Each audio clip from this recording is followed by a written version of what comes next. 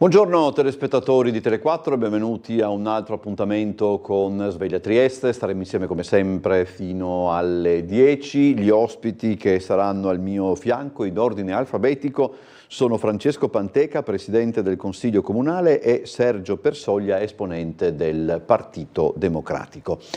Leggeremo il Piccolo, leggeremo il Corriere della Sera, rivedremo i servizi trasmessi nel telegiornale di ieri. 040 977 8910 è il numero di telefono cui intervenire per parlare con i nostri ospiti, ma anche per esprimere comunque le vostre opinioni. svegliatrieste@tele4.it invece è l'indirizzo di posta elettronica dove potete inviare le vostre mail, sempre per dialogare, seppure in maniera più indiretta, con gli ospiti o anche semplicemente per far sentire le vostre opinioni.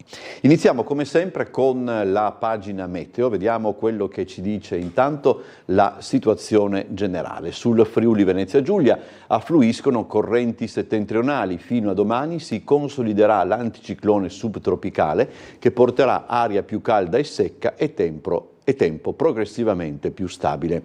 Per oggi dunque su pianura e costa cielo in genere sereno o poco nuvoloso, sulla zona montana poco nuvoloso al mattino, variabile o nuvoloso nel pomeriggio quando sarà ancora possibile qualche isolato rovescio temporalesco. Venti a regime di brezza, temperature massime in deciso aumento. Per domani su pianura e costa cielo in prevalenza sereno o poco nuvoloso, in montagna cielo variabile con maggiore nuvolosità al pomeriggio, caldo afoso in pianura di giorno, venti a regime di brezza. Per domenica la previsione è incerta.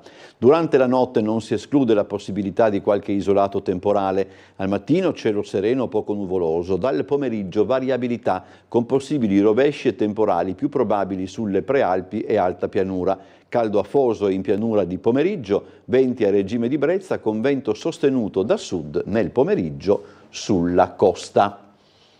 Vediamo la prima pagina del Piccolo sotto il titolo Valditara, la nostra sfida, una scuola personalizzata. Il ministro è stato ospite del giornale con un forum. G7 istruzione al via, Trieste blindata è ciò di cui si discute un po' in tutta la città. Il titolo centrale: affitti in centro su del 50%, locazioni brevi per turisti in città sono ormai il 40%, in crisi il mercato per le famiglie. Questo è qualche cosa che si riscontra quasi dappertutto quando una città diventa, come possiamo dire, diventa una città turistica. Cronaca, notte dei saldi e Papa, la festa dello shopping in forma ridotta, la scommessa vinta da Bobby Ciamuggia, 3 anni dal debutto, piazza di Aurisina, tari dimezzata per i commercianti. Politica europea, l'Unione Europea sceglie i vertici, mediazione PPE con l'Italia, l'errore di non parlare dei veri temi, un fallimento spacciato per successo, sono anche le analisi e i commenti.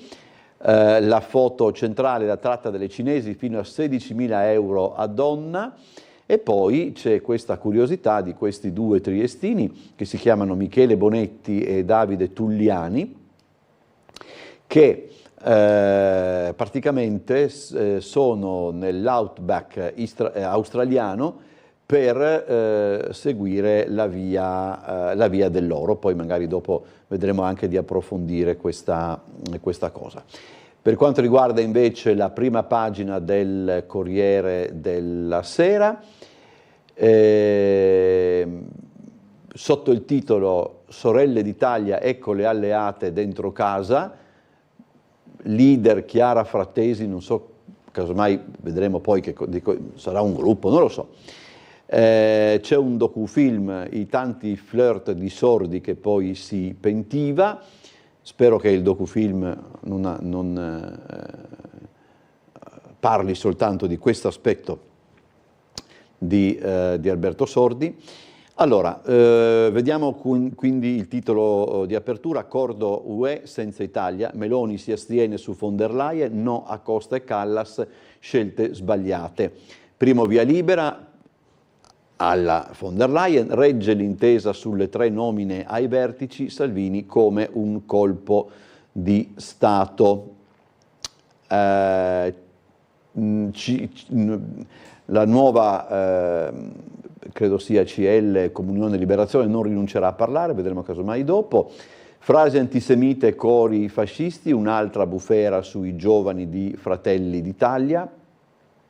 Ancora il delitto di Pescara, Thomas colpito a tradimento con 10 coltellate, dramma nel siracusano, bimbo cade nel pozzo, l'educatrice non riesce a salvarlo, e poi c'è il caffè di Massimo Gramellini, la maturità di Linda. Allora leggiamo come ogni venerdì il caffè di Gramellini, che si concentra su quanto accaduto, credo in Veneto, se non mi sbaglio, dove in seguito ai bassi voti registrati da una classe per quanto concerne il compito di maturità di greco, bassi voti ritenuti da imputare ad una sorta di, come dire, faida fra i componenti, i collegi, il membro interno e probabilmente qualcun altro.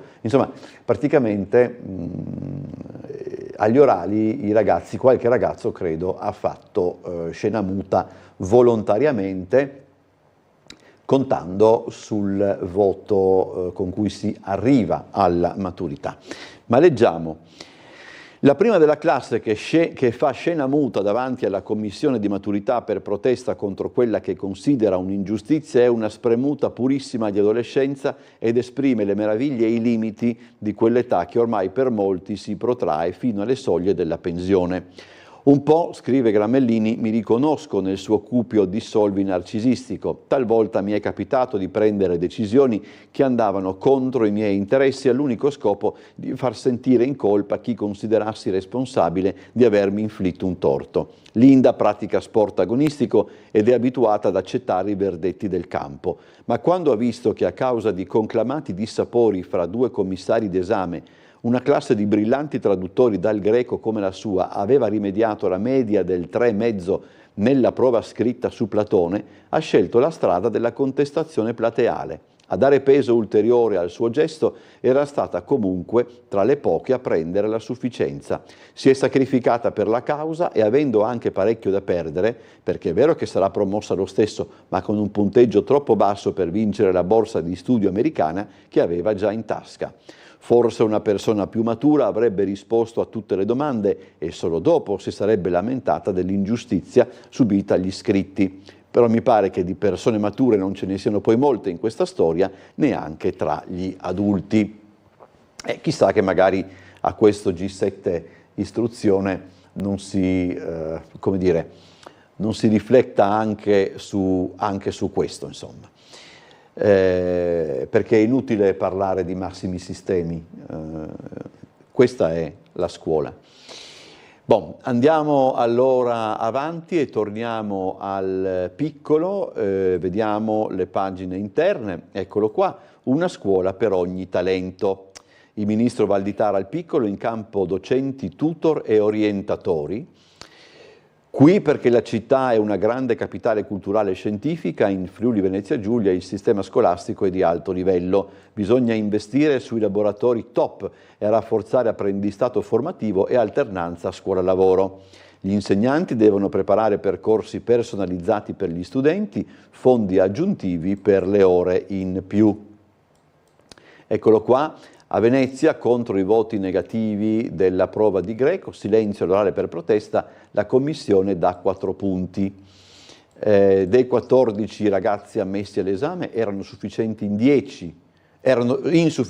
10, segnalati errori che non esistevano. Se sono stati segnalati errori che non esistevano, la situazione è ben più grave, insomma. Il bullismo, questo ancora Valditara, il bullismo, nessuna sospensione ma altre lezioni, attività in case di riposo e mense per i bisognosi, imparando così la solidarietà, sì al tablet alle elementari con giudizio e sotto supervisione, ma no al cellulare, genera effetti negativi.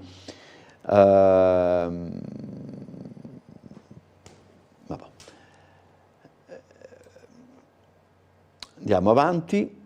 Miramare e Piazza Unità blindati per l'avvio del vertice ministeriale. Ieri sera il galà in castello per i big mondiali e da oggi i lavori nel Palazzo della Regione tra controlli, divieti e strade chiuse. C'è l'immagine del discorso di benvenuto di Valditara e poi appunto Polizia di Stato a Miramare anche con unità cinofile. Allora, come sempre, quando si tratta di situazioni di questo genere,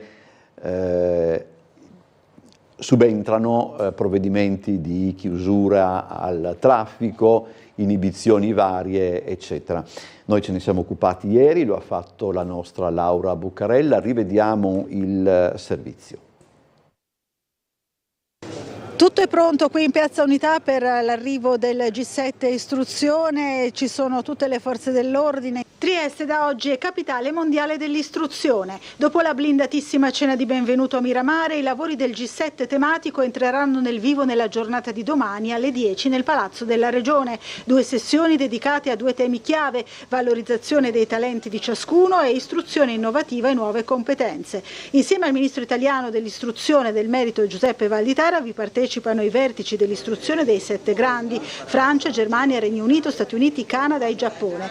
Già da ieri lungo la viabilità intorno a Piazza Unità sono in postazione tutti i divieti di sosta per consentire la bonifica dell'area. Domattina alle 7 scatta la chiusura delle rive da Piazza Tommaseo a Piazza Venezia, il transennamento di Piazza Unità lato municipio e l'istituzione della zona rossa nel tratto tra regione e prefettura. Ci sarà tutta quest'area transennata, quindi per l'accesso ai bar, al Caffè degli Specchi, oppure all'Aris oppure al Despar di Piazza Unità, bisognerà entrare soltanto dalla parte del lato del comune, mentre tutta questa parte dove ci troviamo noi ora, quella dei palazzi della regione e della prefettura, sarà zona rossa, quindi interdetta alla circolazione.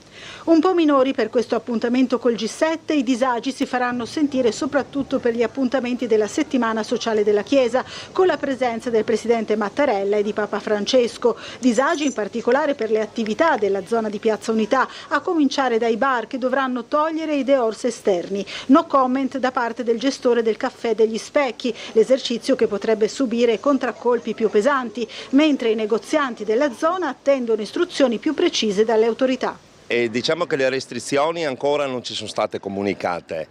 E sicuramente per il G7 questo passaggio qua da Cavana che va verso Piazza della Borsa rimarrà aperto, e invece per quanto riguarda il Papa noi non sappiamo ancora niente, ci verrà comunicato. A sensazione mia, visto che il palco sarà messo vicino al comune fronte mare, secondo me chiudono tutto, perché lasciando libero il passaggio qua, non so, io dopo che il Papa là non lo so, sarà un po' pericoloso, ma vediamo, insomma, magari ci sono forze dell'ordine schierate, un passaggio piccolo, non lo so. La chiusura per 2 giorni delle rive determinerà anche le deviazioni dei percorsi delle linee degli autobus 8, 9, 17, 24, 30 e serale A.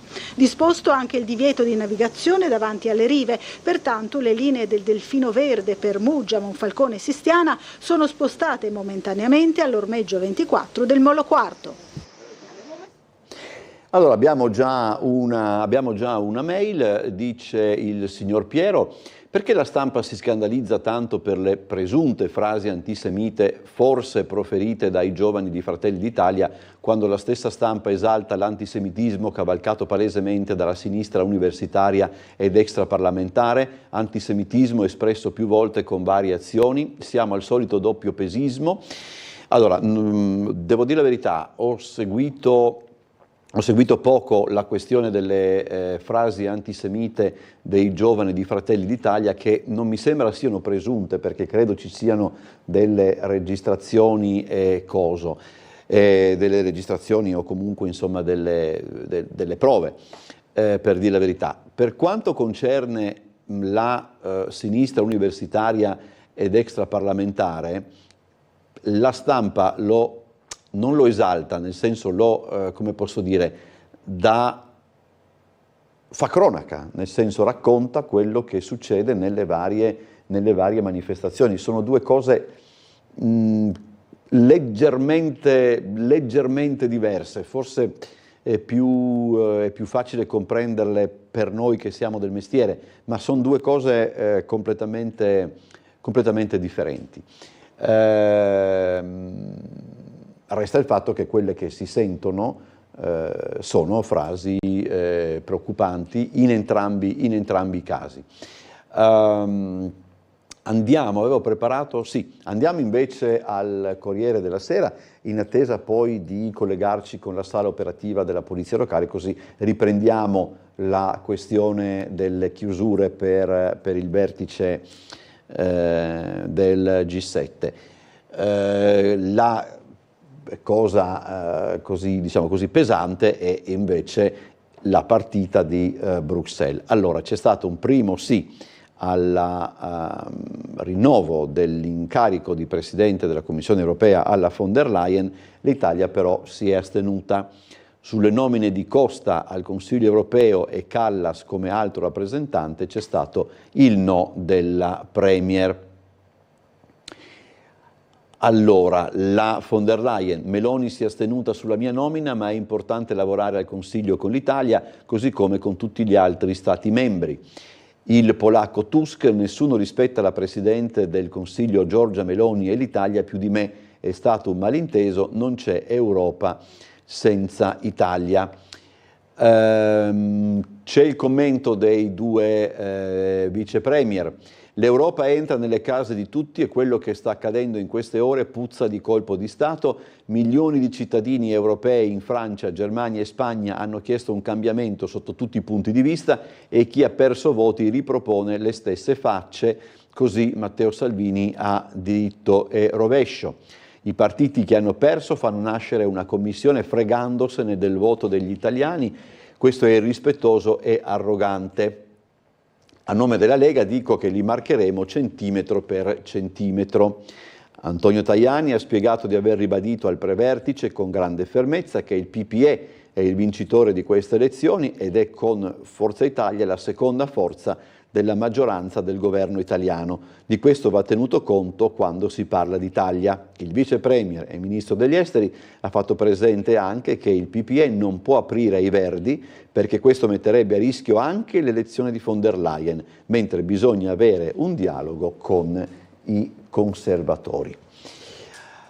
Andiamo ancora avanti sempre sullo stesso argomento, questo è il tavolo, insomma, dove si è discusso. Dov'era la Meloni? Era seduta di fronte al cancelliere tedesco. Dunque, scontro alla cena, l'ira di Meloni, metodo e merito, scelte sbagliate per Roma, la sfida si sposta al Parlamento europeo. Il Corriere della Sera fa anche un po' il punto sulla trattativa, ma abbiamo già una telefonata, per cui io cedo la linea a chi è in linea. Chiedo scusa per il bisticcio di parole. Buongiorno. Pronto? Ah no, ci sono invece c'è il collegamento con la sala operativa della Polizia Locale. Chiedo scusa, abbiate pazienza, è presto anche per me per certi aspetti. Buongiorno a chi è in linea con noi. Chi c'è? Grazie. Ah, buongiorno commissario, buongiorno. Mi sentite? Sì, perfettamente. Allora, la notte tutto tranquillo? Ma diciamo di sì, ieri sera c'era, sempre legato ai G7, c'era la cena di Gaglia a Miramare, per quanto mi risulta è andato tutto bene ai fini almeno viabilistici per quanto ci riguarda. Lei non c'era? Al momento no, non mi hanno invitato in questo caso, stranamente, ma non mi hanno invitato. Neanche a noi, accidenti, benché avessimo il passo. Conoscendo la mia stazza forse avevano paura che gli finissi di pietanza. Diciamo il bivio adesso dovrebbe essere riaperto, mentre da circa 2 minuti mi sono appena informato con i colleghi ufficiali che sono sulle rive, abbiamo chiuso le rive, quello che era previsto da oggi alle 7 appunto è entrato compreso tra Piazza Tomaseo e Piazza Venezia, praticamente comunque è tutto bypassabile, però ovviamente consiglio di usare i veicoli meno possibili in quanto il traffico viene bypassato sulla via Cadorna, via Teatro Romano e allora meglio non usare tanto le macchine se non se ne ha bisogno per non creare code infinite. Abbiamo anche dei lavori di asfaltatura in Udine e Pauliana previsti che potrebbero andare ad aggiungersi anche questi a provocare i rallentamenti. Domani dalle 9 ci sarà anche la chiusura praticamente del tratto adducente al Corso Italia da Piazza Tomaseo fino all'intersezione con via Roma sarà chiusa la piazza della Borsa. Per il resto al momento non abbiamo altre cose particolari in atto, siamo quasi tutti dedicati nel maggior sforzo per questo tipo di manifestazione. Ieri è andato tutto sommato tutto bene, abbiamo le delegazioni, abbiamo scortati, fatto viabilità mobile, insomma siamo molto impegnati in questo, anzi mi sento di chiedere anche un po' scusa ai cittadini se certe cose non le abbiamo esperite subito, magari hanno dovuto aspettare. Vediamo adesso come va la giornata e niente. E noi ci sentiamo allora alle 13, alle 13:20. Come sempre dovesse esserci bisogno di qualche comunicazione, noi siamo qua. Ovviamente. Grazie commissario, saluto, buon lavoro, grazie, buona giornata e buon lavoro. Allora andiamo avanti e riprendiamo la questione diciamo vertici europei. Allora la trattativa era iniziata informalmente il 17 giugno a Bruxelles con un incontro informale per discutere le nomine ai vertici delle istituzioni europee dopo le elezioni. Giorgia Meloni ha poi fatto sapere di essere stata tenuta lontano dai tavoli decisivi della trattativa.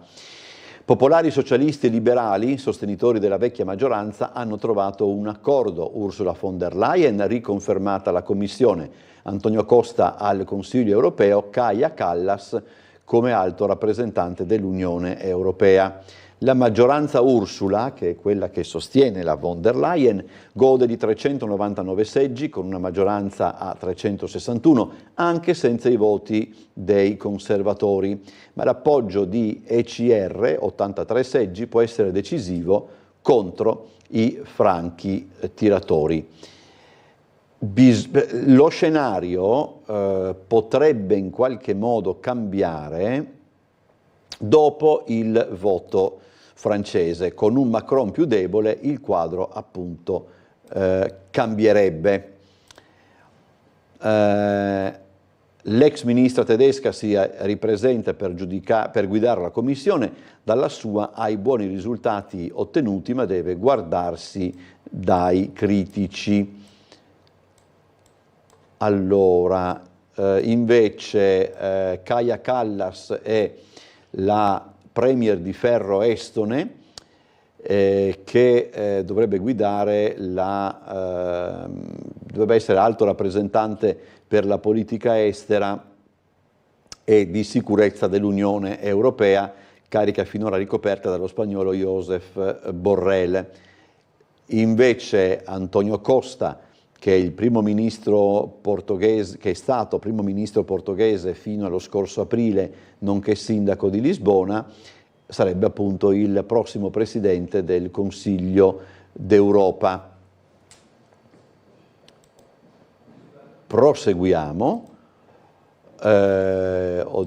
Allora, la trincea di Schlein nel PSE, no ai voti di ECR, dialogo con i Verdi. Qui c'è Meloniano di Scuola DC, la lunga attesa di Fitto con il rebus rimpiazzo. Il ministro si prepara a una full immersion di inglese. Ancora, proseguiamo, cambiamo argomento, insomma più o meno, perché Zelensky firma gli accordi europei, la guerra non può durare anni, nuovi aiuti a Kiev, il leader rilancia una seconda conferenza di pace faccia a faccia con Orbán. L'Unione Europea deve mettere l'Ucraina in una posizione di forza, la pace russa è inaccettabile, scrive, questo lo dice un ex consigliere della Merkel, Christoph Huygens. Andiamo ancora avanti e qui c'è l'altra grande incognita che riguarda il voto francese. La Le Pen rivede i poteri dell'Eliseo, non guida realmente l'esercito. La leader dice è il premier a controllare i fondi, si accende il dibattito tra costituzionalisti. Per le elezioni francesi c'è anche un appello di Dominique Strauss-Kahn che affronta il nuovo fronte popolare e dice votate a sinistra.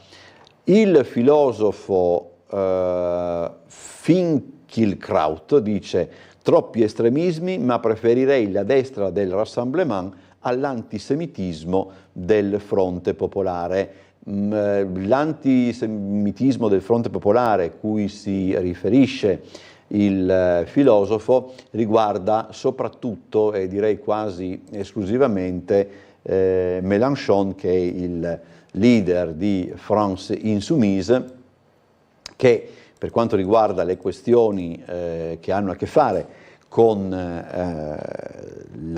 le proteste anti-israeliane che si stanno verificando in Europa dopo la risposta di Israele all'attacco di Hamas del 7 ottobre scorso, diciamo, Mélenchon ha una posizione che molto spesso ha sfiorato un antisemitismo evidente. A questo si riferiscono le parole del filosofo. Siamo tornati al piccolo, PPE Italia prove di mediazione, sempre sulla questione europea, rush per nominare i vertici europei, i socialisti hanno ribadito che non ci sarà alcuna intesa con i partiti di estrema destra. Allora, c'è un calendario anche per quanto riguarda tutto ciò. Allora, il Consiglio europeo deve votare e ufficializzare la scelta dei 3 nomi e questo è stato fatto. 16 luglio, il nuovo Parlamento europeo si riunisce a Strasburgo per la prima seduta plenaria ed elegge il Presidente e i 14 vicepresidenti. 18 luglio è la prima data utile per il voto di fiducia al nuovo Presidente della Commissione europea. 22-25 luglio iniziano le assemblee costitutive delle nuove commissioni parlamentari dell'Eurocamera con l'elezione dei rispettivi presidenti. 16-19 settembre, seconda sessione plenaria del Parlamento europeo e seconda possibilità di votare il nuovo presidente. Ottobre-novembre i commissari designati dai Paesi membri si sottopongono alle audizioni del Parlamento europeo che può anche bocciarli.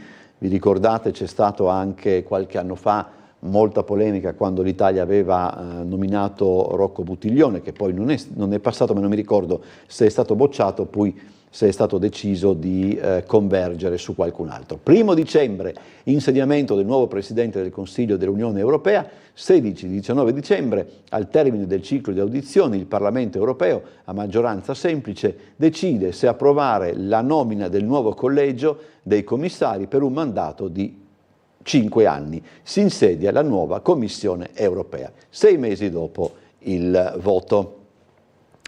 Intesa alleanze, Orban punta ad un nuovo gruppo, il PIS valuta l'abbandono di ECR. Meloni al bivio sui top jobs, ipotesi rinvio del sì a Ursula.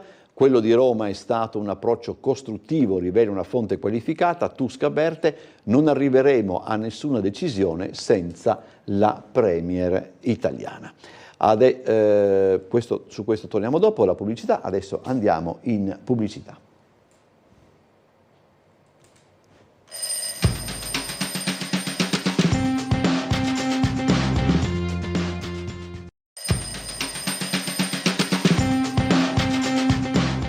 Allora rientriamo in studio e andiamo alla pagina online del Corriere della Sera, perché nella notte c'è stato il dibattito negli Stati Uniti fra il presidente uscente, Joe Biden e Donald Trump, entrambi candidati alla presidenza degli Stati Uniti. Il titolo della pagina online del Corriere della Sera è Trump-Biden, come è andato il dibattito, il tycoon energico ma non segna punti, il presidente confuso, uno shock per i democratici. Allora, leggiamo solo alcune righe. È stato uno shock, dice il guru del Partito Democratico David Axelrod, appena si conclude il primo dibattito presidenziale fra Joe Biden e Donald Trump. Gli voglio bene, ma è stato doloroso vederlo così, aggiunge Van Jones, commentatore politico della CNN, e John King, che della rete di Atlanta è corrispondente politico, rivela che c'è grande preoccupazione nei circoli democratici dopo la prestazione del presidente. Appena Biden è salito sul palco, invitato a entrare in scena per primo dai moderatori Dana Bush e Jake Tapper, è diventato evidente a milioni di americani che c'era qualcosa che non andava. Aveva la voce bassa, rauca, faticava quasi a farla uscire. Sul lato sinistro del teleschermo Donald Trump è entrato con il suo consueto piglio da pirata. C'è un capoverso che è proprio allora, eccolo qua, è un po' una sorta di sintesi. Nei 90 minuti del confronto Biden aveva l'unico obiettivo di mostrarsi lucido, in forma, energico, e l'ha fallito. Solo in rari momenti è riuscito ad affondare il colpo, mentre spesso le sue risposte erano confuse o peggio rimanevano sospese. Trump dall'altro lato è stato aggressivo ma disciplinato, come gli chiedeva il suo staff, è andato all'attacco e si è lanciato più volte in affermazioni fuorvianti o del tutto false, ma Biden non è riuscito a ribattere e alla fine l'ex presidente è risultato più efficace. In più occasioni ha alzato il sopracciglio mentre Biden annaspava, attirato dalla tentazione di punzecchiarlo, ma si è lasciato andare soltanto una volta. Molti sostengono che le condizioni, diciamo così, della voce di Biden dipendevano dal fatto che il Presidente ha molto provato i temi del dibattito, però insomma è anche vero che la situazione, avete sentito anche gli stessi esponenti stessi del Partito Democratico la definiscono piuttosto preoccupante. Sentiamo la prima telefonata, credo che ci sia, non sia come prima una mia svista. Buongiorno. Buongiorno, sì, Bosati. Prego, buongiorno. Buongiorno, mi scusi se la disturbo per l'interrompo il lavoro, ma io vorrei fare un appello di praticamente mio figlio si è allontanato da casa da una settimana e non dà più sue notizie. So che dovessi andare a fare una denuncia, ma io spero che è andato per in giro per cercare di lavoro e praticamente ha lasciato a casa il telefono, tutto quanto. Mio figlio non è un bambino, è un pochino adulto, ma per me è sempre un bambino. Se casomai qualche amico, qualche conoscente che sa che lo ospita, tutto quanto, gli dica che contatti suo papà o la famiglia. Posso chiedere il nome? Magari scusi, no, per l'amor di Dio, io capisco. Allora, il mio nome è Michael Perco. Ok. Che sono il papà. Ok. E suo figlio si chiama? E lui si chiama Andrea.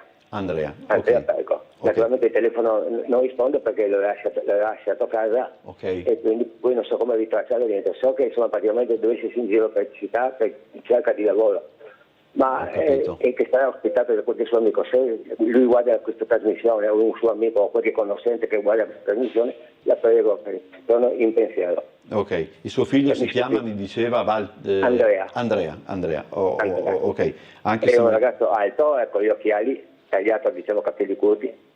Ok.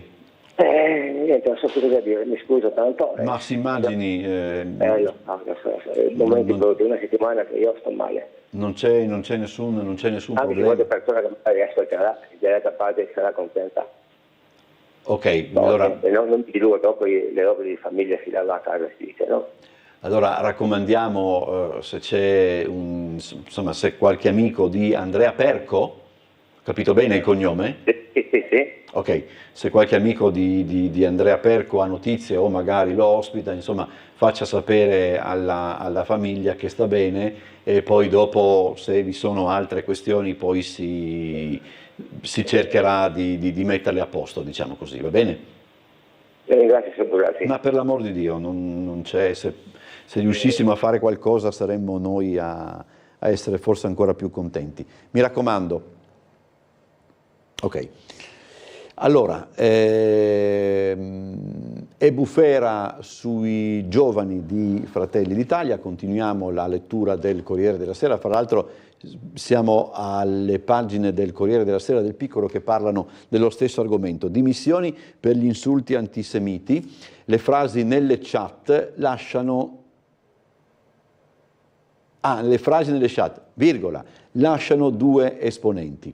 Nel mirino anche la parlamentare e Fratelli d'Italia Mieli, la condanna di Meloni. Allora, Flaminia Pace, 24 anni, forse questo è ancora più preoccupante, presidente di una sezione romana di Gioventù Nazionale, si è dimessa dal Consiglio Nazionale. Elisa Segnini, guidava 29 anni, guidava la segreteria di Ilenia Lucaselli, capogruppo di Fratelli d'Italia alla Commissione Bilancio della Camera.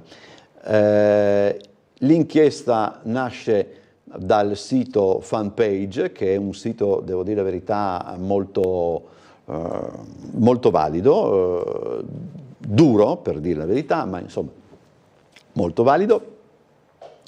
Il deputato di Fratelli d'Italia Riccardo Zucconi, segretario di presidenza della Camera, dice: chi fa certi gesti visiti Auschwitz, adesso il partito corra ai ripari. Sul Piccolo, frasi antisemite, cori fascisti e bufera sui giovani di Fratelli d'Italia, dopo l'inchiesta di Fanpage, Foti dice chi sbaglia paga, Meloni tace, dimissioni di pace dal Consiglio nazionale e Segnini dall'incarico alla Camera. Continuiamo con il Piccolo, Mattarella su Ustica, ieri era l'anniversario della strage, i paesi amici cooperino, Corte dei Conti avvisa più risorse alla sanità. Faccia a faccia tra i veleni, scrive il Piccolo per quanto riguarda il faccia a faccia appunto tra Trump e Biden, però il faccia a faccia si è svolto nella notte, per cui questo sembra più un pezzo preconfezionato. Può anche darsi di no, ma non credo. Allora, se ancora esteri, dunque, allora ho visto qualche cosa sulla Bolivia, eccolo qua, avete pazienza. Allora, Bolivia, dopo il putsch fallito, per l'opposizione era uno show, militari e fedeli di Evo Morales evocano l'ipotesi di un autogolpe.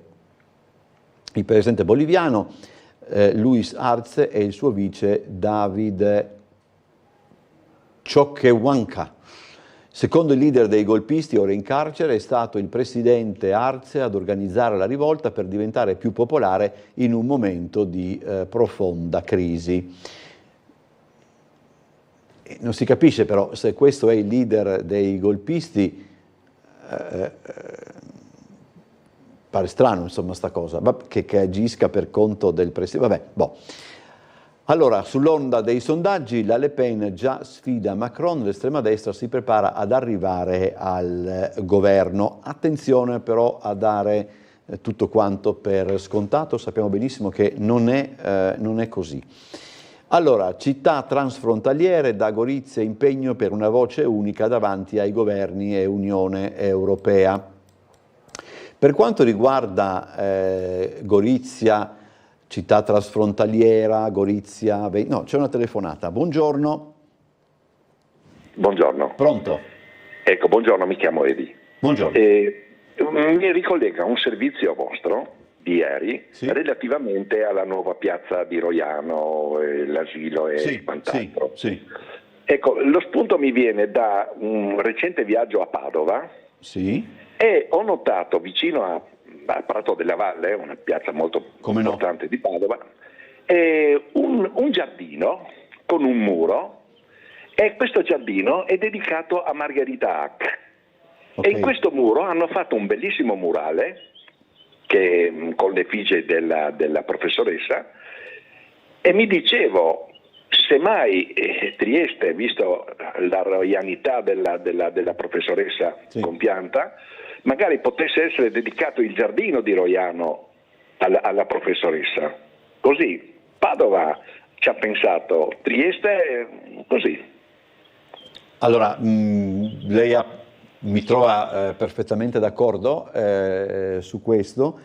C'è una scuola che è dedicata a Margherita Hack, quindi va dato atto anche a questa scuola, perché penso che lì è la stessa scuola che non credo si passi, è la stessa scuola che decide, ma posso sbagliarmi. Per quanto riguarda le dedicazioni, per esempio, di vie, nello specifico, lì è una questione molto complessa e molto difficile, però nulla vieta appunto che una personalità come quella di Margherita Hack possa essere ricordata proprio, diciamo così, nella sua Roiano con qualche cosa di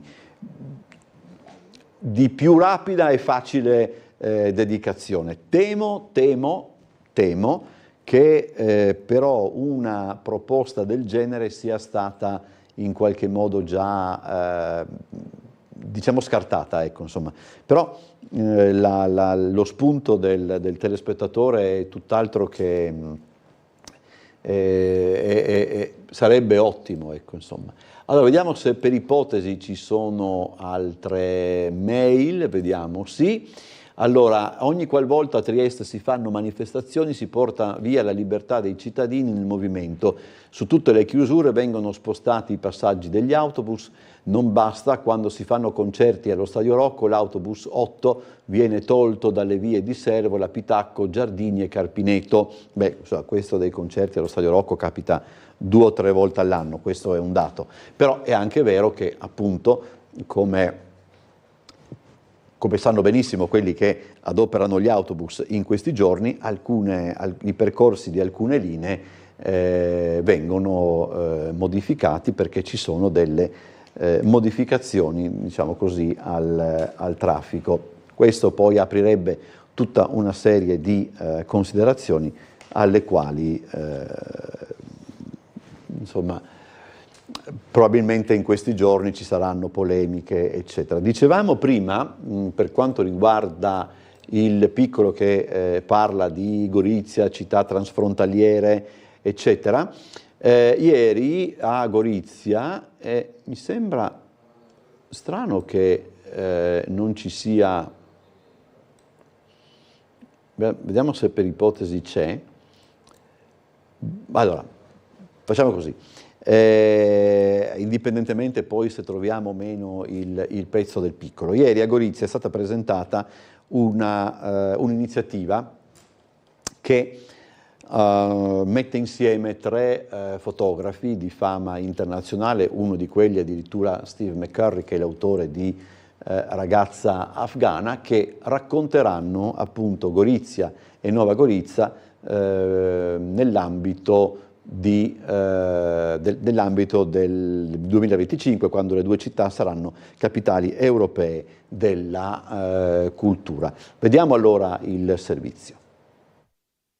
Il progetto Tre Sguardi, fortemente voluto dalla Regione e curato dal Centro di Ricerca e Archiviazione della Fotografia in collaborazione con ERPAC, si inserisce in Go Borderless, il ricchissimo programma di eventi che accompagnerà l'intero 2025, anno in cui Nova Gorizia e Gorizia saranno capitali europee della cultura.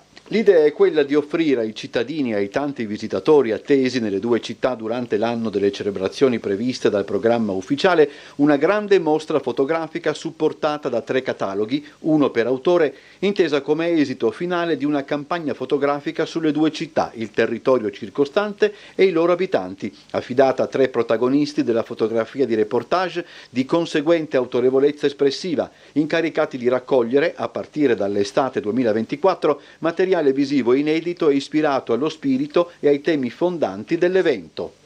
I professionisti scelti per dare vita a 3 sguardi, tutti con un approccio differente e peculiare, sono l'italiano Alex Maioli, la slovena Meta Krese e soprattutto lo statunitense Steve McCurry, cui si deve una delle foto più iconiche mai realizzate, ragazza afghana, e che già qualche anno fa iniziò una frequentazione con le nostre terre.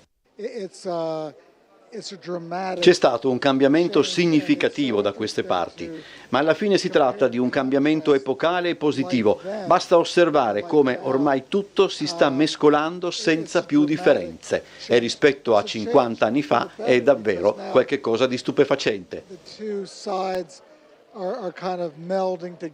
Le interviste per la realizzazione dei ritratti di Steve McCurry sono state ideate e organizzate dal giornalista e storico Roberto Kovacs, mentre lo shooting fotografico sarà seguito dal regista Marco Rossitti, che documenterà il backstage del fotografo statunitense.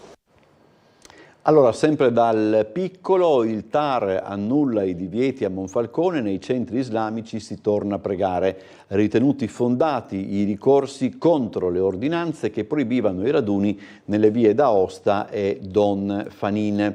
I giudici dicono gli immobili ricadono in zona B1 residenziale, qui sono ammessi servizi e attrezzature collettive e dunque anche il culto.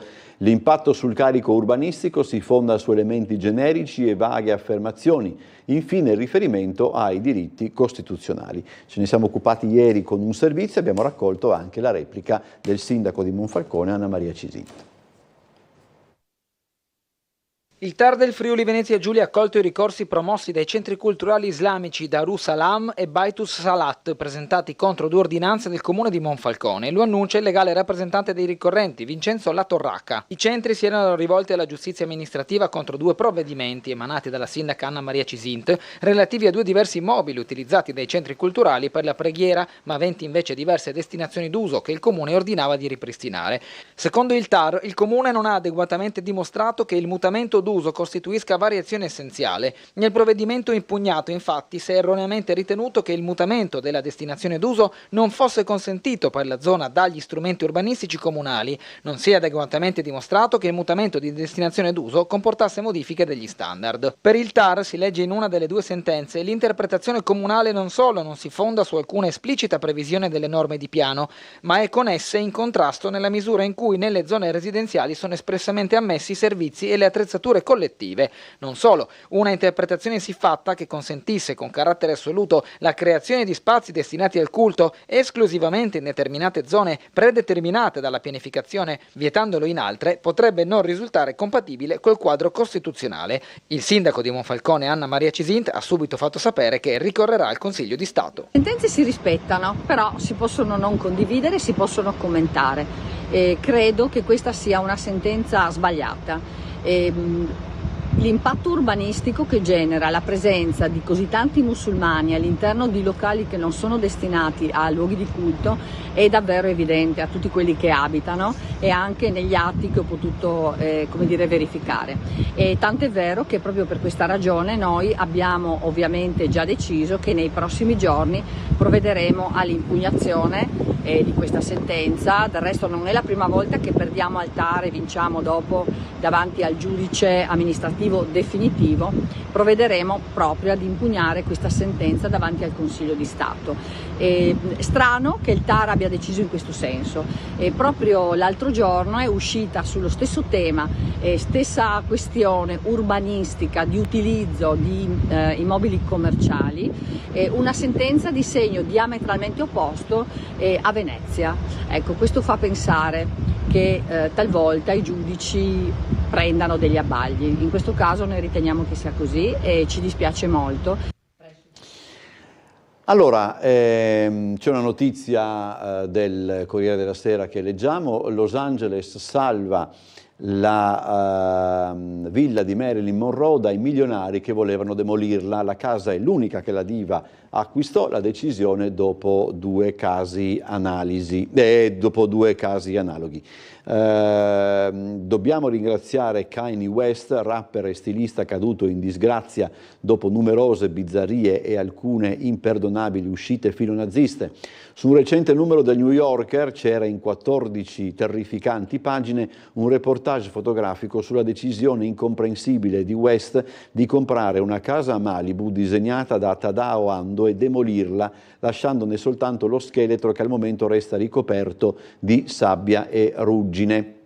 Un impressionante atto vandalico del quale non si capisce la ragione. Sempre di recente, sempre a Los Angeles, l'attore Chris Pratt e la moglie Katherine Schwarzenegger, figlia di Arnold, hanno speso $12 milioni per una bellissima casa del modernista ribelle Craig Elwood, che hanno immediatamente raso al suolo per costruirvi sopra un villone vicino al loro gusto. Quindi insomma la casa di Marilyn Monroe è salva. Quanto spreco di risorse, ancora una mail per il G7, tutte quelle Maserati, bastavano 2 motonavi, il viale interdetto al traffico per tutto quel corteo agibile. Vabbè, insomma, c'era da aspettarsi comunque queste polemiche. Questo, come dice anche lo stesso nostro ascoltatore, è uno sfogo. Torniamo al piccolo, proseguiamo. Queste sono le pagine, volevo arrivare alla pagina di Trieste. Abbiate pazienza, dovrebbe arrivare adesso dopo le pagine di economia. Velocizzo dove è possibile. Qua c'è, eccolo. Allora, poca offerta, prezzi alti, inquilini selezionati e fame di case in affitto. Le locazioni brevi per turisti sono ormai il 40%, in crisi il mercato per le famiglie con aumenti fino al 50% a partire dal centro. L'allarme degli agenti immobiliari. E il problema, come dicevamo prima, si ripete ogni qualvolta una città, comincia a diventare una città turistica, come sta accadendo per la nostra città. Aumentano di solito anche gli affitti per i locali e appunto molti convertono le proprie proprietà immobiliari in bed and breakfast o case vacanze. Poi non ho mai capito bene la differenza in tal senso. È un grosso problema questo. Le testimonianze di Concetta, Romina e Carlo, da tempo alla ricerca di un appartamento in cui vivere, difficile con uno stipendio normale. Per noi, con figli e cagnolini, è un'impresa impossibile. Tratta delle ragazze cinesi fino a 16.000 euro a donna, è appunto un'inchiesta scaturita anche dalla notizia di cronaca di cui ci siamo occupati nei giorni scorsi. Torniamo al questo è il Corriere, torniamo al Corriere. Ancora sul ragazzo assassinato a Pescara, un agguato a freddo, Thomas non ha potuto difendersi, l'autopsia, nessun segno su mani e braccia, oggi i funerali del ragazzo.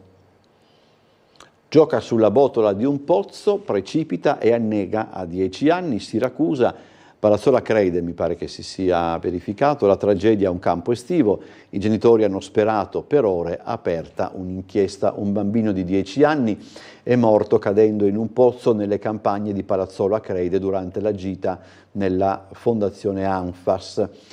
Vincenzo sarebbe sfuggito ai controlli, saltando sulla lamiera copertura del pozzo, avrebbe rotto il chiavistello cadendo, un'operatrice della cooperativa ha cercato di scendere cercando di mantenere l'equilibrio puntando i piedi ai lati del pozzo, ma ha dovuto desistere esausta. Ho provato a raggiungerlo ma non riuscivo a scendere, altri volontari urlavamo al bambino di non saltare là sopra.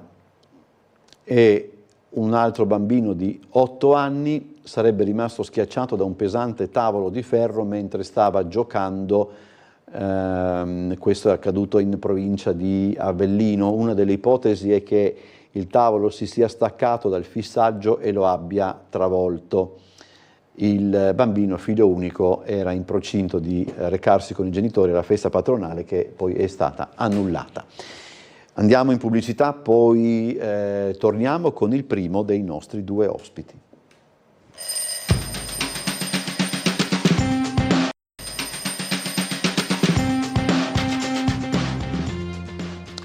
Allora, siamo in compagnia fino alle 9 dell'ingegnere Sergio Persoglia, che per il Partito Democratico è il responsabile del forum Ambiente e Scienza e anche componente del comitato No Ovovia. Grazie ingegnere per essere tornato nei nostri studi. Abbiamo già una telefonata in linea, vediamo su che cosa i nostri telespettatori vogliono sollecitare noi e l'ospite. Buongiorno.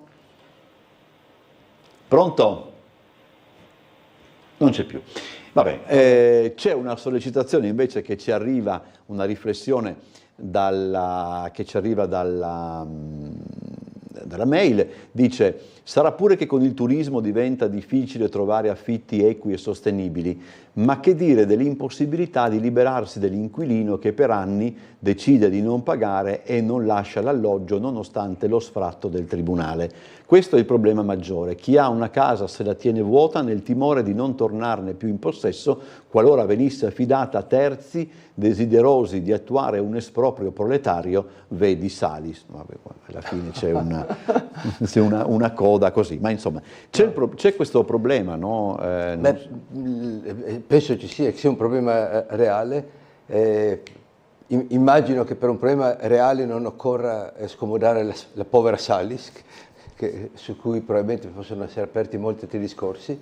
Nel mio piccolo anch'io l'ho subito, nel senso che mia moglie a un certo momento si è trovata a dover concludere un contratto di affittanza e ha impiegato un bel po' di tempo. Ha avuto la fortuna perché in realtà poi, parlando con l'affittuario, si è riusciti a convincerlo che non era il caso che continuasse. Io non ho idea quali siano le reali statistiche, molto spesso i problemi che vengono citati sono sì importanti ma non di dimensioni tali da creare un vero allarme, però la percezione mia è che questo sia effettivamente un problema vero. È vero anche, dicevamo prima, che ogni qualvolta, così poi arriviamo anche a un'altra questione, ogni qualvolta una città, come dire, diventa turistica, è suona male, ma comunque ogni qualvolta una città diventa turistica sorgono questi problemi, non subito. Io mi ricordo, ero a Napoli 5 anni fa, Napoli quella volta stava affacciandosi come si può dire, nel novero delle città turistiche e sui muri della città c'erano dei manifesti, delle cose proprio che dicevano: qui non se ne può più, chiudono certo. locali, e forse inevitabile, niente è inevitabile per certi aspetti, però è quasi naturale che poi arrivino una cosa del genere. Ma io condivido il suo punto di vista, nel senso che il turismo è una delle componenti, no, che si sta sviluppando e che naturalmente porta a un certo tipo di benessere, di affari, di traffici. Però la sensazione mia, ricordo di aver letto un interessantissimo articolo un po' di tempo fa in cui si parlava del male del turismo, cioè intendo dire il turismo può essere una componente essenziale, ma una città non può essere tutta basata soltanto sul turismo, basta fare delle... E in realtà delle città che avevano, per esempio come Trieste, una grande vocazione industriale, no? Tanti anni fa, o più di recente una forte connotazione nel campo della ricerca, nel momento in cui avessero ad appiattirsi sul turismo, Non sarebbe bene, è un po' come un organismo, no? Sono tante le cose che devono essere sviluppate. Dico solo una cosa, che mi è capitato alcune volte nell'andare a cena, no? Il venerdì in qualcuno dei locali, no? Lungo le rive, mi sono messo a parlare, perché mia figlia fa la cuoca, così per cercare di avere un po' il punto di vista dei proprietari, i quali mi avevano stupito dicendo che in realtà questo tipo di turismo che è dato dalle navi che arrivano con la gente che si imbarca, poi magari riparte dopo un giorno, non porta quel vantaggio o quella ricchezza che loro immaginavano, e anzi in qualche maniera era stato controproducente, perché questo aveva portato anche un incremento abnorme anche dei locali e quindi naturalmente della concorrenza. Quindi la mia percezione è che sia bene che in ogni città siano molti settori che si sviluppano. Allora, solo un attimo che vediamo se ci sono delle novità. No, non le vedo, no. Anche perché tra un po' avremo anche i collegamenti con il nostro Bernardo Gulotta, che è in zona G7. Ah, certo. Ecco, l'altro discorso di cui molto si parla in città in questi giorni è proprio quello dei disagi per il G7 istruzione, le chiusure, eccetera. Anche in questo caso tutto sommato è abbastanza è quasi inevitabile. Certo. Credo che a Trieste degli eventi simili ci siano già stati, no? E anche questa volta io per venire qui ho dovuto fare un giro che non vi racconto perché me ne ero dimenticato, cercavo di arrivare attraverso le rive e ho dovuto fare un po' una gincana. Che dire, immagino che eventi di questo tipo portano alla ribalta a Trieste, no? Come la Barcolana, come altri eventi, e quindi è una pubblicità che senz'altro fa bene alla città. È un disagio, per fortuna un disagio che dura poco nel tempo e che quindi probabilmente rispetto ad altri tipi di disagi può essere sopportabile. Ecco. Naturalmente occorre avere un po' di pazienza e misurare i possibili vantaggi con la scocciatura di fare un po' la gincana. Invece un telespettatore dice: perché non si fa la messa del Papa allo stadio, così accontentavamo più i credenti per posti e si dava meno fastidio nella circolazione dei cittadini e dei bus, ma in questa città non si fanno mai gli interessi dei cittadini.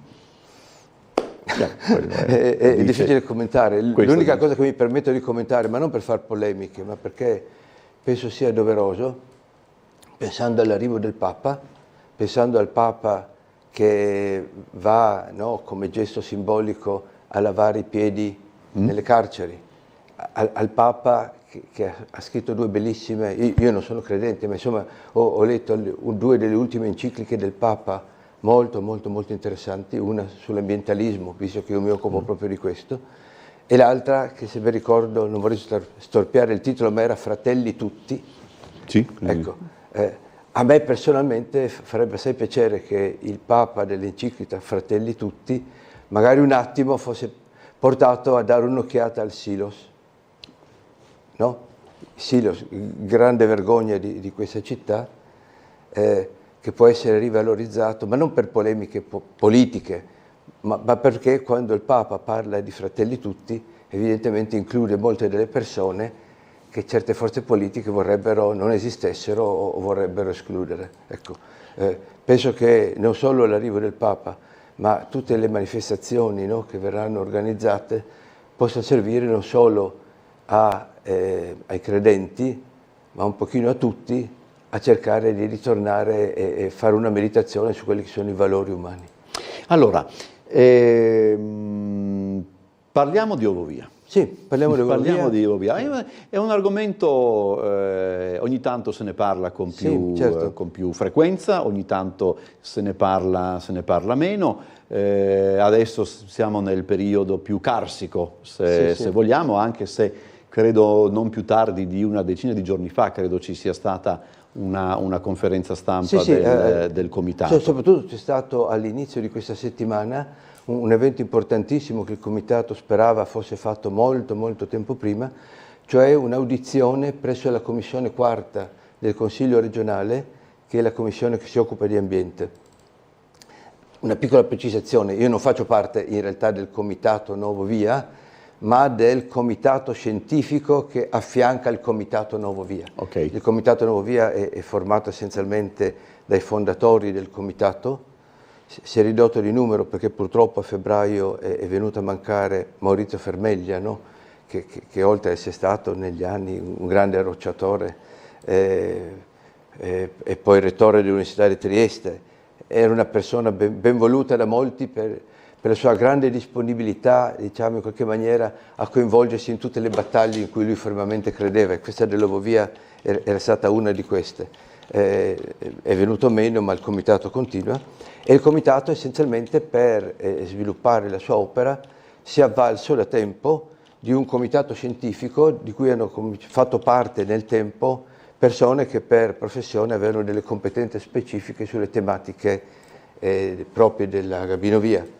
Quindi non i cosiddetti scienziati dell'ultima, o esperti dell'ultima ora, come fummo chiamati dal presidente della regione, ma insomma, ognuno può avere le sue opinioni. Ma la cosa molto molto importante è che all'inizio di questa settimana un rappresentante del comitato e poi un gruppo di esperti ha potuto esporre le proprie ragioni critiche nei confronti di quest'opera di fronte alla commissione quarta del Consiglio regionale. Purtroppo un'audizione che è avvenuta fuori tempo massimo, perché era stata chiesta a febbraio da alcuni partiti politici, doveva compiersi in base al regolamento entro una trentina di giorni se non sbaglio, e invece è stata posticipata, doveva tenersi il giorno 24 giugno o 29, adesso non ricordo, poi è stata di nuovo posticipata, e quando finalmente è stata svolta, questa settimana, è stata svolta a giochi fatti, nel senso che il Consiglio regionale aveva già dato il via libera a quelle che vengono chiamate delle compensazioni per i danni ambientali riconosciuti da parte dell'opera, e quindi diciamo tutte le nostre argomentazioni che noi volevamo portare all'attenzione dei decisori politici, sì, sono state naturalmente illustrate, sono state ascoltate, però diciamo hanno perso un pochettino quello che era lo scopo, che era quello di portare un contributo per far comprendere che l'opposizione del Comitato Nuovo Via non era, diciamo, ideologica, tra virgolette, ma si basava su dei dati ben precisi. Io mi sono portato, per non sbagliare, poi un po' di fogli che avevamo poi riassunto con delle veloci diapositive e che poi avevamo sintetizzato in uno slogan. A noi non piacciono gli slogan, no?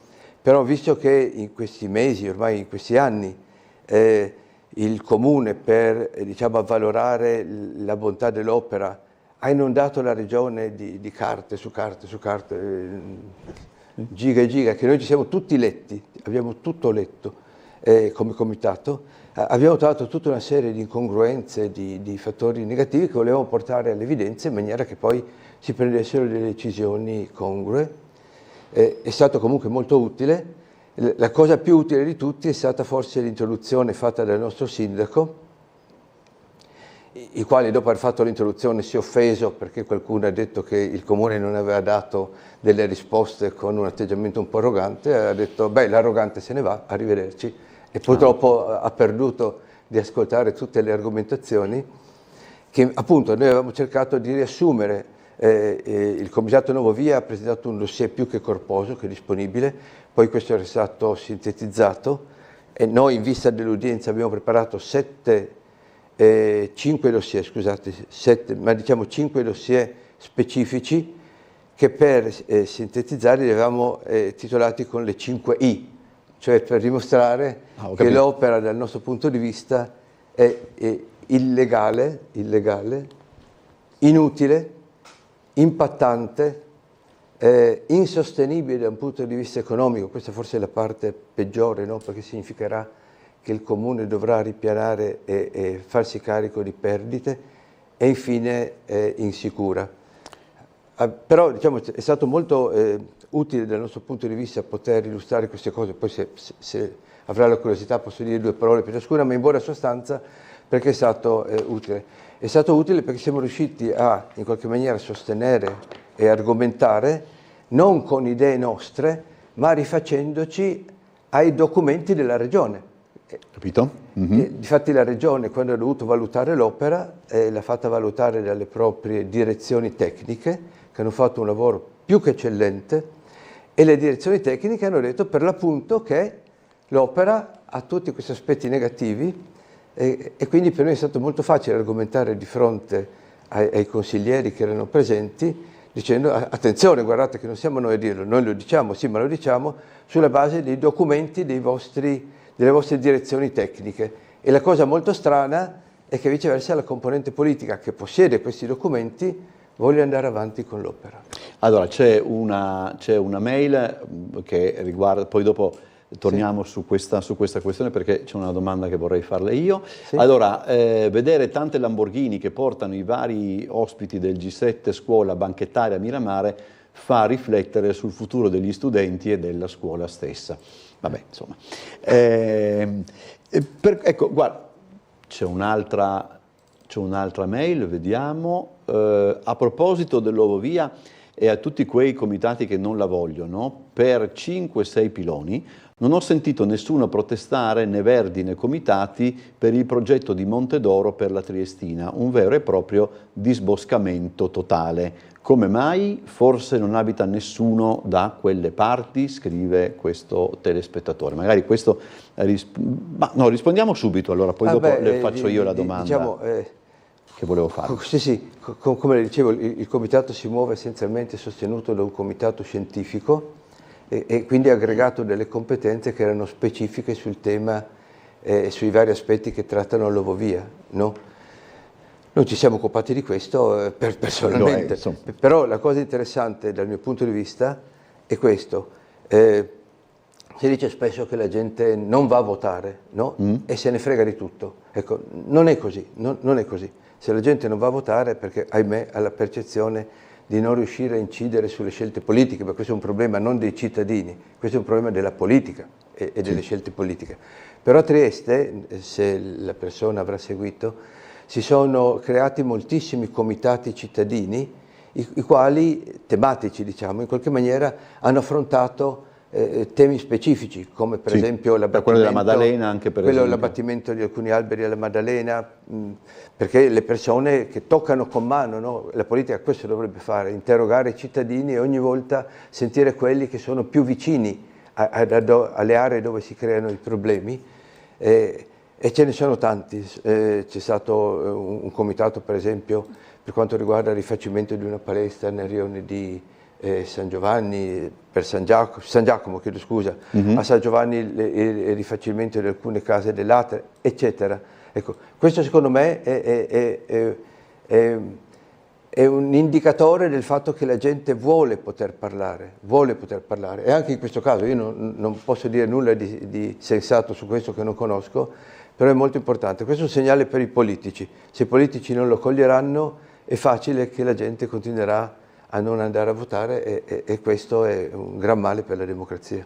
Allora, c'è una notizia del Piccolo che leggiamo, è morto Antonio Vidiz, cantore della città medievale, con l'associazione delle 13 casate, era il marito di Edda Vidiz, quindi figura anche molto imponente, anche di una certa nobiltà nei tratti, insomma, quindi salutiamo anche Edda Vidiz, che è una grande donna della nostra città.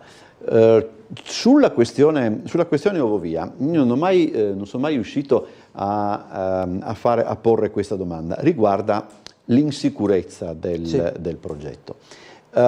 Molto adesso forse vado un po' troppo sul generico, ma comunque quando se ne parla molto si insiste sulla questione della bora. Sì.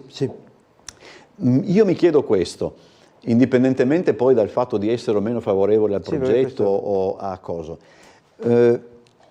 Nel momento stesso in cui un progetto di questo genere viene presentato, almeno per come la vedo io, si supera il problema della bora. Nel senso, non posso pensare che non se ne sia tenuto conto e quindi il dato insicurezza bora sia stato inglobato e per certi aspetti risolto. Allora, c'è tanto da dire rispetto a questo. Allora, nel progetto, naturalmente la bora è stata considerata, no? Sì. Questo è abbastanza evidente.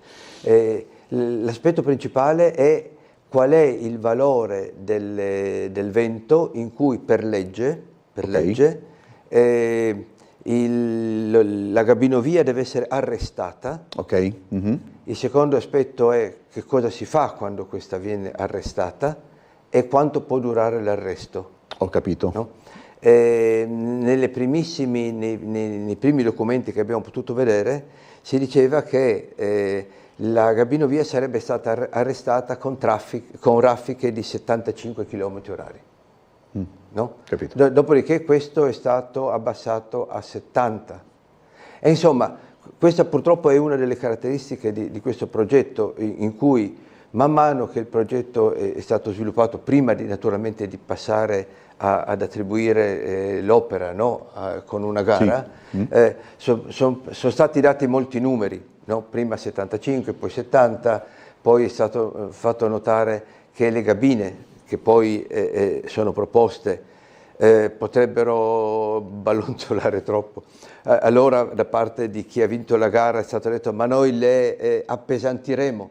Allora è stato detto ma appesantendole occorrerà spendere più energia. C'è stata tutta una querela. Qual è il problema? Il problema è, uno, che mentre alcuni studi vengono fatti in presenza di vento costante, sì. No? È prevedibile, la bora è abbastanza imprevedibile, nel senso che anche in situazioni in cui il vento viene stimato di valori diciamo ancora compatibili con l'esercizio, ci possono essere delle raffiche di vento, no? I triestini lo sanno, sì. No? Questo è un primo problema. Secondo problema, la gabinovia in qualche maniera non arriverà da Officina al porto lungo l'apice del costone, ma lungo il fianco e quindi in qualche maniera scenderà per un canale in cui ci può essere l'effetto Venturi, che è difficile da quantificare. Mm-hmm.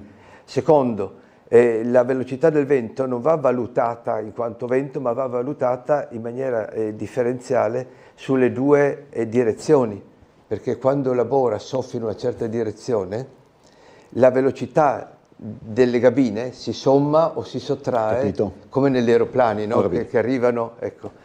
E l'ultimo problema è di dire, va bene, ma immaginando che a un certo momento si debba arrestare, no? Che succede? Sì. Che succede? Ecco, se l'arresto è prolungato, bisognerà recuperare i passeggeri, no? Dio non voglia che questo avvenga, perché il recupero dei passeggeri previsto nel contratto, non previsto da gara, avverrà con delle funi. Significa che ci saranno degli addetti, una squadra numerosa che dovrà essere prevista come costo, il quale arriverà lungo la portante, entrerà nella cabina e poi calerà le persone. Guardando le caratteristiche del percorso si vede che in alcuni punti ci può essere anche un salto di 50 metri e immaginare che le persone vengano calate con delle funi per 50 metri... Con la bora probabilmente. In una situazione in cui si è dovuto arrestare. Questo è un fattore. L'altro fattore è quello trasportistico, no?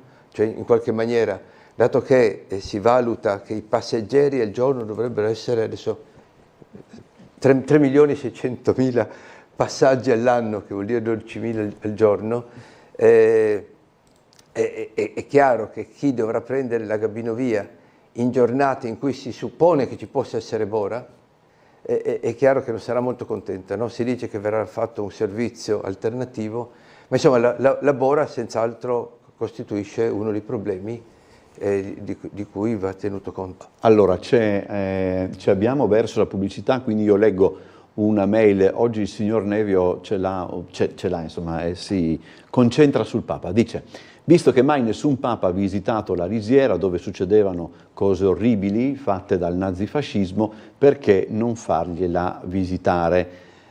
Insomma, non è che poi possiamo fargli, perché poi immaginatevi se si dice che il Papa visiti la Risiera, poi dovrebbe andare a visitare anche la Foiba, perché lì successero cose altrettanto orribili, quindi insomma non possiamo portarlo a fare il giro turistico del... Poi il Papa farà una visita pastorale, no? Sì. In cui cercherà di ripetere e far valere alcuni valori, e sì. si sa bene che certi valori né nella Risera né nella Foiba, ahimè, no?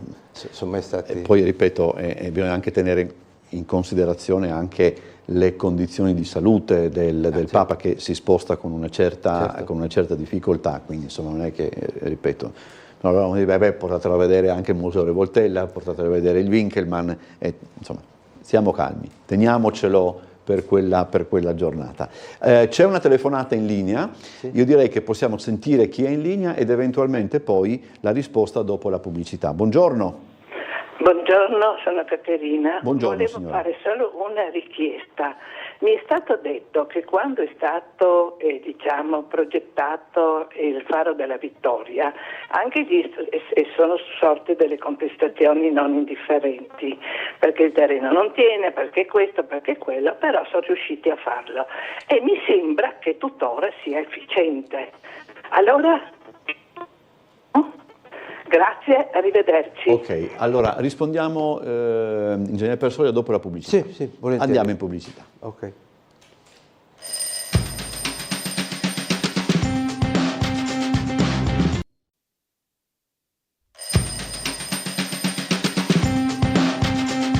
Sotto 3 milioni e 2 si va in perdita. Allora, eravamo in debito sì. con una risposta per quanto riguarda la signora Caterina, che diceva anche quando venne progettato il Faro della Vittoria vi furono contestazioni, però si è riusciti a farlo. Eccetera. Sì, certo. Ci sono alcune osservazioni da fare. La prima osservazione è che tutte le opere vanno fatte in maniera conforme alla legge, no? Questo è evidente. Io non so come sia stato costruito il Faro della Vittoria, però so che la legge al giorno d'oggi dice che è vietato costruire delle opere a una distanza minore di un certo tot, adesso senza scendere nei particolari, laddove ci siano delle faglie, no? Ecco, la situazione geologica tutta attorno a Trieste è fatta da un'alternanza di terreni solidi e di terreni, si chiamano flysch, ma che non sono altrettanto solidi. Ecco, nella zona dove si vuole costruire soprattutto il primo pilone, quello che dovrebbe permettere di passare sopra la strada che porta a Barcola, no? Quindi dalla stazione di Bovedo fino a cominciare il tratto ascendente e quindi passare oltre la strada, quella è una zona dove ci sono questi terreni morbidi che non danno sicurezza per quanto riguarda i basamenti dei piloni. E ahimè, questo non può essere arretrato come in altre zone lungo la Gabinovia, dove si sono trovate delle situazioni geologiche simili, no? Ecco, la legge dice che lì non si può fare e questo pilone non può essere arretrato. Dopo è chiaro che se uno immagina che si riesca a fare tutto, certo, si pensa addirittura di poter costruire in Italia il ponte sullo stretto con dei piloni messi nella zona dove c'è stato il terremoto di inizio secolo, il più grosso terremoto, e dove c'è uno scuotimento incredibile, quindi diciamo sulla carta si può fare tutto, si può avere fiducia nella scienza, ma fino a un certo punto. Sentiamo la prossima telefonata, buongiorno. Buongiorno. Allora, ci sono tutti questi comitati che a prescindere dicono sempre di no. Il vostro sindaco che è lì da 20 anni, io penso che è da ricoverare, perché in 20 anni non ho mai sentito uno dell'opposizione che abbia detto il signor sindaco ha fatto questa cosa buona. Prima domanda. Seconda domanda, dicono sempre di no. Vorrei sapere del vostro ospite l'alternativa a un problema, visto che lui non abiterà a nord di Trieste, l'alternativa al traffico che viene giù. Un'alternativa, cioè una proposta seria di un'alternativa. No, Vovia, d'accordo, benissimo, anche se ci sono Vovie che attraversano il Monte Bianco o cose del genere, dà paura, quindi questo sarebbe anche risolvibile. Ma io vorrei sapere una volta, non si fa questo, però il problema del traffico da nord viene risolto in questo modo, magari perdendo soldi che lui dice che si perde perché va in perdita la Vovia, magari con 30-50 autobus in più. Come voi pensate di risolvere il problema traffico? Proposta non dire no e basta. Io vorrei sapere una volta una proposta seria. Non si fa l'ovovia, però il problema viene risolto con i trenini elettrici di Disneyland. Va bene? Grazie. Okay.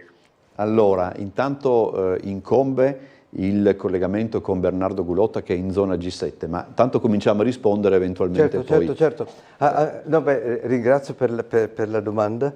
Più che rispondere io faccio rispondere viceversa il Comune di Trieste e quello che è stata la valutazione della Direzione Centrale Infrastrutture e Territorio del Friuli Venezia Giulia, perché il Comune, quando ha presentato l'opera, l'ha presentato in questo modo: ha detto l'opera della Gabinovia sarà parte integrante della rete di trasporto pubblico locale e inoltre sarà la risoluzione definitiva e in chiave moderna dell'annoso problema della penetrazione nord della città, esattamente quello che ha chiesto poi la persona che ha chiamato. Bene, la Direzione Centrale Infrastrutture e Territorio del Friuli Venezia Giulia, cioè la direzione tecnica, cioè non il comitato, ha detto: la Gabinovia non può che qualificarsi allo stato attuale come servizio aggiuntivo del trasporto pubblico, quindi non farà parte integrante del trasporto pubblico. E poi ha aggiunto: la Gabinovia non può evidentemente essere presentata come soluzione definitiva al problema dell'accesso nord ed anzi la maggiore attrattività dell'impianto viene evidenziata nella tratta in pianura da Parco Bovedo alla stazione centrale, con la possibilità di un aumento del traffico proprio sulla costiera e comunque presentandosi come una soluzione che non contribuisce a un auspicabile contenimento proprio di quella via d'accesso. No, questo non l'ha detto il Seconda cosa, in realtà non esiste un problema di traffico da nord, abbiamo i dati e vedrà che non esiste. Io non abito in città, io abito a Opicina e a Opicina è ottimamente servita e potrebbe essere servita anche meglio se finalmente il tram che è fermo da 6-7 anni fosse rimesso in circolazione. Allora, vedo Bernardo Gulotta che è già pronto per il G7 Educazione, credo sia per forza in regione, no? Se non mi sbaglio, Bernardo. Sì, Umberto, buongiorno anche all'ospite in studio. Sì, siamo all'interno del Palazzo della Regione dove è stato allestito un punto stampa, siamo all'interno in attesa poi di poter passare nella zona di Piazza Unità proprio davanti all'ingresso di Piazza Unità del Palazzo della Regione, dove c'è un'area dedicata alla stampa che si può posizionare in vista dell'arrivo del Ministro Valditara e delle delegazioni che oggi apriranno i lavori delle prime sessioni di questo G7 dedicato all'istruzione. Già ieri anticipavamo fuori dal Castello di Miramare come i lavori sono divisi fondamentalmente in due parti e si svilupperanno tra oggi e domani. Hanno a che fare con tutte quelle metodologie che vogliono essere condivise tra i paesi per guardare a un'istruzione del domani. Ci sono diversi spunti, tra i quali l'abbandono precoce del percorso scolastico, che è uno degli obiettivi da contrastare da parte dei paesi chiamati in questione in questo G7 dell'istruzione, ma anche l'alternanza scuola-lavoro, che è uno strumento che in Italia si usa anche parecchio, soprattutto negli istituti professionali, che però cela anche alcune difficoltà, soprattutto organizzative, ma anche di quelle che sono le combinazioni tra la domanda del mercato del lavoro e poi l'offerta che invece danno gli istituti una volta formati gli studenti. Il focus vuole essere centrale sullo studente, almeno questo secondo il programma di questo G7 istruzione, ovvero andare a motivare e anche a valorizzare quelli che sono i talenti dei singoli studenti, tema anche della disabilità trattato in maniera importante come aspetto da dover in qualche modo pareggiare ai normodotati e quindi dare equità di accesso, di istruzione, di trattamento anche delle materie per tutti senza distinzione che abbia a che fare anche con il tema della disabilità. Tutto questo verrà affrontato a partire dalle 9:30 circa dai ministri e dalle delegazioni. Noi tra poco ci spostiamo all'esterno, se saremo in grado di mandarvi anche solo le immagini dell'arrivo, insomma, e magari le prime battute dei ministri, casomai le lasciate, diciamo, in onda, poi se mi è possibile intervengo, altrimenti insomma ve le lasciamo come sfondo sulle vostre, sul vostro dialogo con gli ospiti e con i telespettatori. È tutto per ora, noi ci spostiamo all'esterno perché tra poco ci posizionano. È tutto molto blindato, ecco, vado giusto a chiudere un po' il corredo della giornata. Vi ho parlato, diciamo, dei lavori di oggi, tutto attorno si respira un clima molto di attesa di un grande evento, se così possiamo chiamarlo.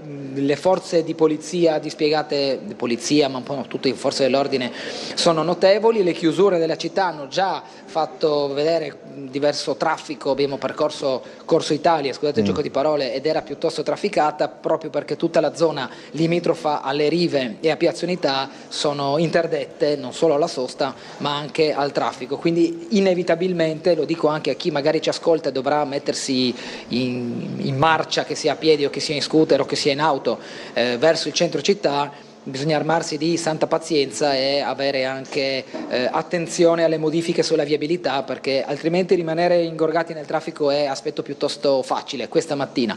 A voi in studio, ci sentiamo dopo. Grazie a Bernardo, quindi allora anche in regia dovessimo avere le immagini dell'arrivo dei delegati, possiamo mandarle direttamente mentre noi parliamo. Allora, c'è una mail che dice: l'Ovovia era nel programma elettorale di questa giunta, si sono svolte le elezioni, il risultato delle urne ha sancito che il centrodestra ha avuto la maggioranza, ciò significa che il progetto Ovovia è stato approvato dalla maggioranza dei triestini. A quale rispondo prima? C'era ancora una risposta della persona che ha chiamato prima? Mi perdoni, sì, giusto, chiedo scusa, avevo fatto bene a ricordarmi, certo, perché la persona chiedeva qual era la vostra alternativa, sì, chiedo scusa. Allora, la prima cosa da dire è che in realtà in questo momento non esiste un problema di accesso nord, cioè tutto questo discorso del traffico che in qualche maniera deve essere assolto, no? Il traffico viene già assolto attraverso i mezzi pubblici, ci sono delle linee, la 4, la 2, la 64, poi delle altre linee che partono dal Carso e che in qualche maniera assolvono a quella che è la richiesta. C'è da dire un'altra cosa, quando si parla di accesso nord non si parla soltanto di Officine, ma si parla anche dell'accesso da Barcola. E la Gabino Via è fatta di due tratte, no? Una che dovrebbe servire tutti gli utenti che andranno nel Porto Vecchio e l'altra per alleggerire il traffico che per l'appunto arriva da nord. Il traffico che arriva da nord è stato valutato dal comune nel loro progetto in un certo numero di passeggeri e si dice per esempio che da Officina l'Ovovia potrebbe servire 276 passeggeri nell'ora di punta che usano l'automobile e 235 che già usano i mezzi pubblici, cioè il 48% del traffico stimato già usa i mezzi pubblici. Difatti poi si aggiunge che per poter fare in maniera che tutti poi usino l'Ovovia ci sarà una riformulazione del trasporto pubblico dell'altopiano e quindi in pratica verranno tolte le linee che dall'altopiano arrivano per fare in maniera che ci sia questo interscambio senza il quale non si raggiungono i numeri con i quali si pensa di avere un'opera sostenibile, no? Ecco, l'altra cosa, quando uno poi fa una valutazione anche economica, deve valutare qual è l'impatto, no? Ecco, e l'altra cosa da ricordare è che la Gabino Via è finanziata dal progetto nazionale di resistenza, il PNRR, il quale si pone come obiettivo con questi progetti di spostare il 10% del traffico veicolare da privato a pubblico. L'opera, in base ai dati del comune, non sposterà il 10%, ma sposterà, adesso vediamo se ritrovo il dato, ma mi pare che sposterà qualcosa tipo il 2%, 3%. Quindi in realtà si vuol dare soluzioni a un problema che in qualche maniera non esiste. Difatti tutti i calcoli del comune non sono fatti su quella che è la necessità oggi, ma su quella che è la necessità prevista con lo sviluppo del Porto Vecchio, in cui si immagina, e questa è la cosa che ha fatto sobbalzare tutti, no? sulla propria sede, si immagina che lo sviluppo del Porto Vecchio porti a un incremento di passaggi di 12.600 passaggi lungo l'Obovia al giorno. 12.600, no? Immaginatelo rispetto al rapporto dei cittadini di Trieste, è un numero che non trova riscontro se non nelle valutazioni. Ultima cosa, racconto questo, visto che è stata citata nella seconda telefonata, sì, quella del sindaco. Allora, è vero, siamo in democrazia, chi vince le elezioni in qualche maniera ha il dovere più che il diritto, in qualche maniera, no? Non di comandare, ma di gestire in funzione di tutta la popolazione. Quando si è formato il Comitato Nuova Via, la prima cosa che è stata chiesta è di poter fare un referendum per sentire la popolazione. È chiaro che stava nel programma, no? Però il programma di tutti i partiti è fatto da una ventina di punti che nessuno legge, e quando uno poi vota per appartenenza politica o perché il candidato gli sembra buono, per vari motivi, non certo perché ha messo una croce su tutti i punti del programma. È un difetto di tutti i partiti politici, e poi di giustificare a posteriori quello che fanno dicendo stava nel programma. Ecco, noi avevamo cercato come comitato Nuova Via di fare qualcosa di più. Avevamo raccolto le firme in una giornata necessarie per chiedere di poter sentire la popolazione, e purtroppo il referendum non è stato accettato.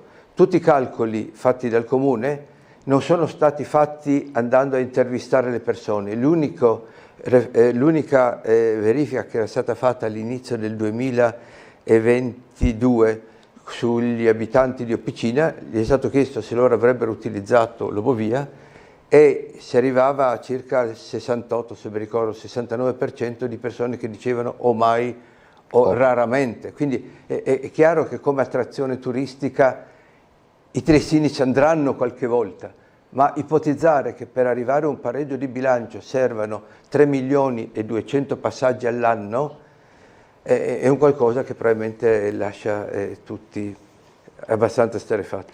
Allora, intanto magari possiamo far vedere le immagini che ci arrivano dalle rive.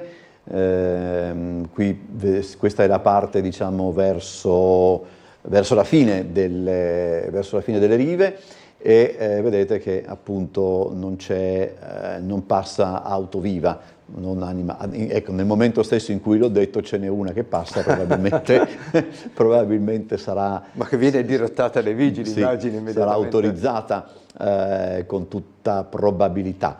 Questa è la situazione appunto in riva, speculare rispetto a quello che abbiamo visto prima dall'altra parte. Mi pare di capire che le delegazioni entrano proprio dalle rive e non da Piazza Unità, perché ho visto alcuni colleghi sostare fuori dall'ingresso che per noi è laterale, diciamo così, della regione. Adesso forse proprio vediamo, forse magari anche io mi sbagliavo, perché no, quella porta è chiusa, per cui si vede che lì i nostri colleghi stanno con tutta probabilità perché c'è ombra. Eccoli, vedo alcuni. Allora, posso fare ancora una piccola aggiunta? Come no? Visto che è stato citato il sindaco, racconto questo. Quando è stata fatta all'inizio di questa settimana appunto questa audizione, no, presso il Consiglio, la Commissione Ambiente, era presente il sindaco, purtroppo per impegni immagino ha dovuto andarsene quasi subito. Stiamo con le immagini in piazza, regia, okay, eventualmente. Okay. No, tranquillo. Racconto solamente questa. Sì. Il sindaco è la persona che ha parlato per prima, naturalmente, ha esordito dicendo che non comprende perché tutta questa ostilità nei confronti di questo progetto, che per lui è fondamentale per rendere ancora più bella la sua città.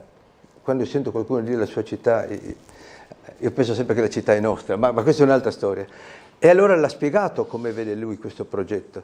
Ha detto che sarà una meraviglia, perché i turisti che arriveranno con le navi in Porto Vecchio, ma in Porto Vecchio non ci arriveranno perché l'unica cabina è stata già assegnata ad altri per parecchi anni, poi potranno scendere e andare a vedere le meraviglie di Trieste, perché montando sulla cabina via saliranno vedranno nel salire la costa, vedranno l'Istria, vedranno la Croazia. La vedranno molto poco, perché noi siamo andati con dei droni a vedere lungo il percorso e solamente per pochi attimi queste cose si vedono, perché poi l'Ovovia entra in un canalone. E poi vedete, una volta in alto potranno vedere i monti dell'Austria e godere, i monti dell'Austria non si vedono dove si arriva con la Gabinovia. E comunque ha detto, e poi il mio sogno è quello di proseguire fino a Montegrisa, no? Ecco. È un sogno ed è giusto che il nostro sindaco, che evidentemente ha in mente la città dei turisti, la città bella, la città da sviluppare sotto questo aspetto, è giusto che sogni, è giusto che sogni. Ci sono due aspetti però. Primo, il progetto viene finanziato e in qualche maniera lo Stato italiano dovrà restituire i tanti milioni che costa l'opera, ed è finanziato non per scopo turistico, ma come strumento di mobilità di massa che riduce il numero delle macchine e l'inquinamento. Valori minimi, tra l'altro, non detto da me, detto dalle direzioni. E seconda cosa, si tratterà di capire se quest'opera sarà finanziariamente sostenibile, e non lo è, ho qui i numeri, ma sto senza tediarvi, e con un'opera sarà non sostenibile, il Comune dovrà ripianarla. Quindi c'è il rischio che questo gran bel sogno, che è veramente un gran bel sogno del nostro sindaco votato, in qualche maniera produca delle perdite economiche che si riverseranno sul Comune. E quando si riverseranno sul Comune significherà che altri sogni che possono avere delle mamme, come quello di avere dei bambini con un numero sufficiente di asili, o che si vada avanti con l'enorme tradizione triestina degli oratori, eccetera, potranno avere delle difficoltà. Quindi io non me lo auguro, anche a me piacciono i sogni. E il sindaco è un sognatore, è stato votato anche per questo e va benissimo. Però, diciamo, saremmo stati molto più contenti se il Comune ci avesse consentito di fare il referendum per chiedere veramente alla gente: ma quest'opera la volete o non la volete? E questo ci è stato negato. Allora, intanto facciamo vedere giusto un attimo la vignetta di Englaro dedicata ad Antonio Vidiz e il saluto appunto ad Antonio Vidiz, e molto belle. Sì, devo dire la verità, molto bello. E molte mail, adesso io le faccio un po' dice: il vostro ospite non ricorda le rimostranze dei barcolani quando nel dopoguerra fu deciso di creare la pineta di Barcola, ci furono vivaci proteste di ambientalisti. Qualcuno affermava che il terreno non era adatto per qualcuno afferma che il terreno non è adatto per il posizionamento dei tralicci, allora vengono abbattute le centinaia di costruzioni che gravano su quel ciglione. Riassumo il senso di anche altre mail, c'è una che per esempio dice è una protesta di chi abita, esclusivamente di chi abita nella zona. Allora, la protesta non è esclusivamente di chi abita nella zona, c'è un comitato dei cosiddetti espropriandi che effettivamente hanno fatto le loro dimostranze e tra l'altro non c'è ancora un permesso per espropriarli, questa è la prima cosa, e quindi hanno degli interessi che naturalmente vogliono in qualche maniera. Però la cosa che secondo me è fondamentale è questo. Il fatto di essere contrari all'opera non è per essere etichettati come del no sepol, ok? Il fatto che in qualche maniera ci siano state delle contrarietà superate con il lungomare di Barcola, certo, è un ottimo esempio, oppure altri esempi, il Faro, sono degli esempi. Però il fatto che queste cose siano state realizzate anche contro la contrarietà di allora non significa che questo sia un principio generale. E questa è la maggior caratteristica del Comitato Nuovovia e soprattutto del Comitato Scientifico che si è aggregato, in cui aggregarsi intorno al Comitato Nuovovia sono state associazioni ambientaliste e non un fatto, diciamo, ideologico o di partito. Il Comitato ha mosso una serie di critiche, tutte basate su argomentazioni tecniche che naturalmente la gente può conoscere e può non conoscere. Io per esempio ho fatto tutta la mia carriera all'OGS, un ente di ricerca, mi sono occupato di come si fa a ridurre le emissioni di CO2 e so che è assolutamente importante. Bene, da questo punto di vista e con dei calcoli matematici abbiamo argomentato che delle valutazioni sulla gran quantità di CO2 che verrà ridotta grazie alla gabinovia, no, spostando il traffico dalle macchine, erano sbagliati di un fattore 10. Se non fossero stati sbagliati, l'opera sarebbe già stata bloccata in funzione della legge mesi, anzi più di un anno fa. No? È andata avanti perché è stato commesso un errore che noi abbiamo evidenziato. E quindi in qualche maniera noi ci aspettavamo di poter discutere, e per questo siamo andati a questa audizione, argomentando, e tra l'altro forti non delle argomentazioni che venivano dal Comitato, ma dalle direzioni tecniche regionali, i quali hanno smontato una per una le argomentazioni più forti. Allora, non è detto che perché quella volta la gente non voleva il terrapieno si è fatto, che adesso dobbiamo fare l'ovovia. Faremo l'ovovia, verrà fatta, ma deve in qualche maniera essere conforme alla legge ed essere credibile da un punto di vista tecnico. Allora, questa è una regola che vale sempre. C'è una telefonata in linea, io chiedo a chi è in linea di essere breve, perché poi vorrei capire cosa sta succedendo in Piazza Unità. Buongiorno.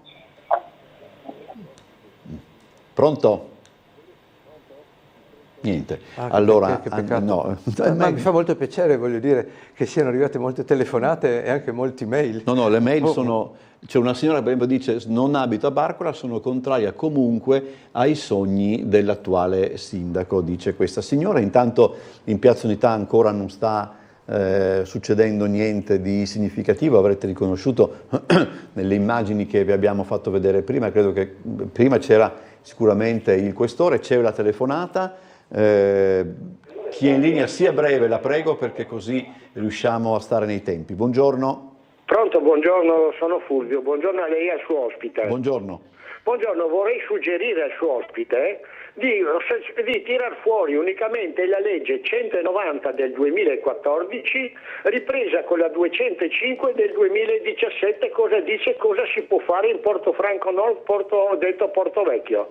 Oppure di tirare fuori la 3054 legge della Repubblica Italiana dove nasce il territorio libero di Trieste. Io parlo di leggi, non parlo di ideologia. Okay. Tirate fuori quelle leggi e vedrete che il signor sindaco non può fare assolutamente niente, a parte che è, a mio avviso, un'opera inutile. Ma proprio per legge non può farle. Okay. Tirate fuori. Grazie. Posso rispondere rapidissimamente? Io non ho tirato fuori leggi che correttamente sono state citate, perché nuovamente tirare fuori leggi è un po' noioso, però ne dico ancora un'altra. L'opera in particolare la tratta dentro Porto Vecchio, che non ha senso, no? Perché immaginate, lungo tutto il percorso di Porto Vecchio c'è un'unica stazione in mezzo, quindi tutte queste persone che dovrebbero andare nelle varie parti del Porto Vecchio non la useranno, no? Perché non ci sono fermate intermedie, no?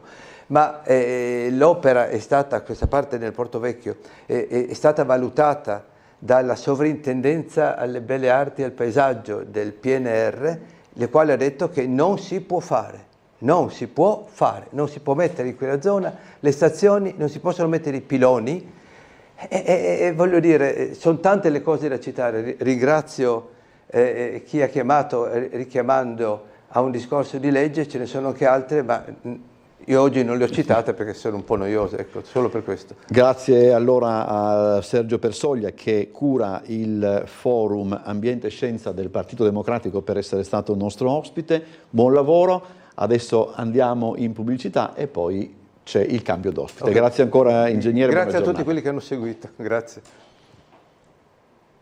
Ok, perfetto, vai intanto.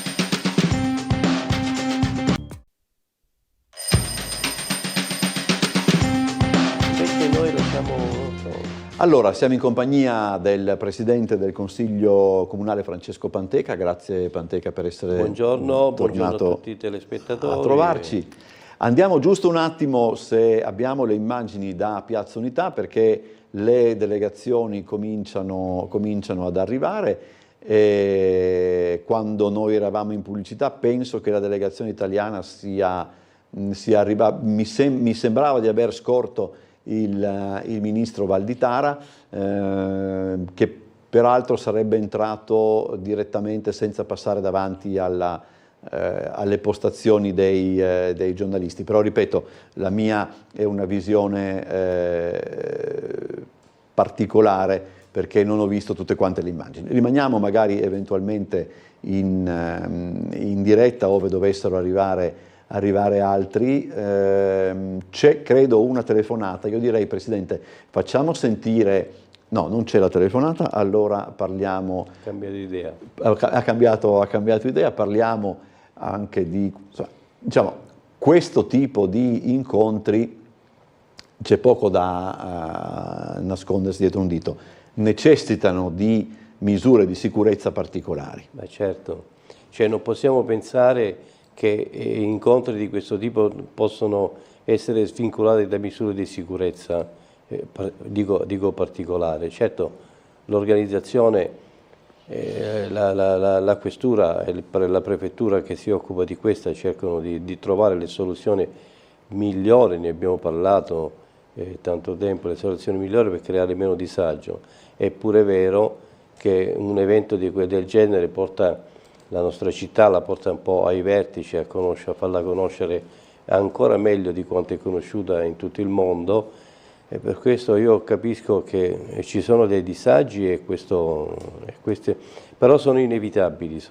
Noi non possiamo permetterci che possa succedere qualcosa nella nostra città che non sia stato controllato questo evento, insomma, perché specialmente quando si tratta di istituzioni, poi queste istituzioni bisogna sempre prendere tutti gli accorgimenti. Noi siamo una grande città, non vogliamo che ci siano problemi nella nostra città. Capisco i cittadini che hanno questo disagio in questi eventi. A piedi si può andare dappertutto, tranne la parte della Piazza Unità, sì, oppure magari dove si spostano. Certo, il problema principale è quello dei mezzi. I mezzi purtroppo non possono circolare dappertutto e allora quelli sono un veicolo, un viatico di problemi, no?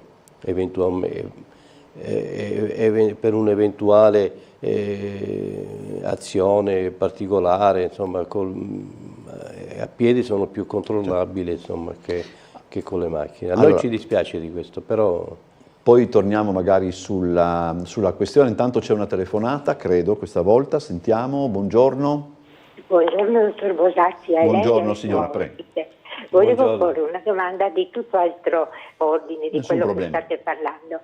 Volevo dire, allora, il signor Paladin ha fatto vedere com'è l'interno del silos adesso che gli ospiti, fra virgolette, se ne sono andati. Perché non fate ripulire a loro, visto che sono stati loro a far diventare in quella maniera il silos? Desidero una risposta, se possibile, ma chiara, senza tanti giri di parole. Grazie a tutti e due e buona giornata. Grazie, buongiorno signora. Sì. Prego. No, grazie signora per questa domanda. Sarebbe giusto far ripulire a chi ha fatto queste azioni, però è difficile in queste circostanze pensare a farle ripulire. Non vado in giro, non giro sul discorso signora, però la realtà è questa, no? Loro potrebbero togliere via tutte le cose più grosse oppure le cose personali, però per pulire servono anche dei mezzi appropriati per poterlo fare. Anche questo, insomma, una volta che lo fai, lo fai per tutti quanti, insomma. Questo è il ragionamento, non è tanto certo, poi sarebbe giusto farglielo fare a loro, per carità. Sentiamo la prossima telefonata, buongiorno. Ma come loro anche chiunque. Sì, solo un appunto. Qualche giorno fa è nata una polemica perché un'azienda di promozione ha organizzato un pranzo a Brera, a Milano, e si è scatenato il finimondo perché la maggioranza ritenevano che un bene culturale di quel tipo non dovesse essere messo in una condizione di essere una sala da pranzo. Qua da noi adesso sta succedendo la stessa cosa con Miramare. penso che veramente i beni pubblici, artistici, eccetera, dovrebbero essere curati e non messi a disposizione di stretti gruppi di personaggi che potrebbero mangiare tranquillamente in un ristorante o in un albergo e che invece si prendono la stracottanza, secondo me, di essere serviti in un ambiente unico. Grazie e buongiorno. Beh, questo qui è un po'. rientriamo un po' anche nella questione di sicurezza, cioè tutte le autorità che sono arrivate in questo posto devono essere raccolte, devono anche discutere. E i posti, non ci sono tantissimi posti dove ci si può riunire, dove si può andare anche in termini di sicurezza. E questi sono il Castello di Miramare, potrebbe essere anche il Castello di San Giusto, ma non si presta tanto perché è piccolo, ma anche la prefettura stessa, dove anche la nostra prefettura ha degli ambienti dove si potrebbero riunire o si riuniscono anche tutte le autorità. Su questo avviene una volta ogni 2 anni, ogni 3 anni, non è che avviene, non è una cosa che è ricorrente. Per questo io non creerei una polemica di questo tipo anche a Trieste, insomma, anche perché a Miramare ci sono gli ambienti dove non si disturba poi, no, tutto il resto, insomma, del castello. Credo che la telefonata fosse leggermente, come dire, più perché si apre Miramare per loro, ecco, insomma, più che non si apre Miramare perché si consente. Parliamo di istruzione, parliamo anche, in questo caso parliamo anche di cultura, quale posto migliore o più adeguato che il Ministero, visto che è di proprietà del Ministero, il Castello di Miramare può mettere a disposizione. Allora, questa è una cosa curiosa, mi pare di capire dalle immagini che intravedevo, che stanno distribuendo anche dell'acqua ai giornalisti che sono in attesa. Quindi no, se così fosse anche è caldo in Piazza Unità, glielo posso assicurare io, è caldissimo. Se così fosse anche una cosa molto, molto bella nei nostri riguardi. Allora, mi scrive Bernardo Gulotta che la delegazione italiana effettivamente è passata ed è entrata in regione e dopo le strette di mano il ministro Valditara rilascerà una breve dichiarazione. Questa dovrebbe essere la procedura. C'è un'altra telefonata alla quale risponderemo dopo la pubblicità. Buongiorno. Sì, pronto, buongiorno, mi sentite? Buongiorno, prego. Buongiorno Bosazzi, buongiorno gentile ospite e a tutti i telespettatori di Tele4. Buongiorno. Allora io devo fare alcune brevissime considerazioni. La prima, che la sensazione che da di questa, come si dice, di questa, diciamo, conduzione comunale della città, secondo me è sulla base della vanità, perché alla fine sì, puntiamo Trieste, capitale del mondo, tutte stupidate, ma di fatto non ha nessuna ricaduta. È un discorso vanitoso, così autoesaltante, no? Secondo, voglio dire una cosa, Pantecca. Allora, a me personalmente non me ne frega niente di quello che voi state facendo sul porto con i soldi pubblici, per un semplice motivo, perché è una cosa che non è stata chiesta dalla cittadinanza, ma l'avete fatta voi di vostra iniziativa. Non me ne frega assolutamente niente di quello che è dell'Ovovia, perché voi l'avete decisa sulle spalle della cittadinanza e state andando avanti utilizzando i nostri soldi senza aver mandato cittadino, se non quella del voto, e poi tra l'altro un voto minimo. Non oso pensare alle prossime elezioni comunali, quando la gente andrà ancora meno a votare, cosa partorirà questa maggioranza, diciamo, vanitosa. Perché vede, Pantecca, mi perdoni se la disturbo, se la interrompo, ma siccome probabilmente riusciamo a prendere la dichiarazione di Valditara, io andrei un attimo in Piazza Unità, così Bernardo Gulotta ci spiega anche quello che sta accadendo. Credo che Bernardo sia collegato, se non mi sbaglio. Sì, Umberto, io sono collegato, se mi senti. Sì. Cosa è possibile? Sì. Allora, siamo Siamo in attesa in realtà che arrivino le delegazioni, praticamente il protocollo cerimoniale prevede che arrivino tutte le delegazioni del G7 e che vengano accolti da quella italiana con il ministro Valditara. Una volta terminato l'arrivo dell'ultima delegazione, che mi pare di aver capito dovrebbe essere quella del Canada, e una volta entrati tutti i delegati del G7, tolta l'Italia che resta all'esterno, una volta entrati tutti nel Palazzo della Regione, il ministro Valditara rilascerà una dichiarazione.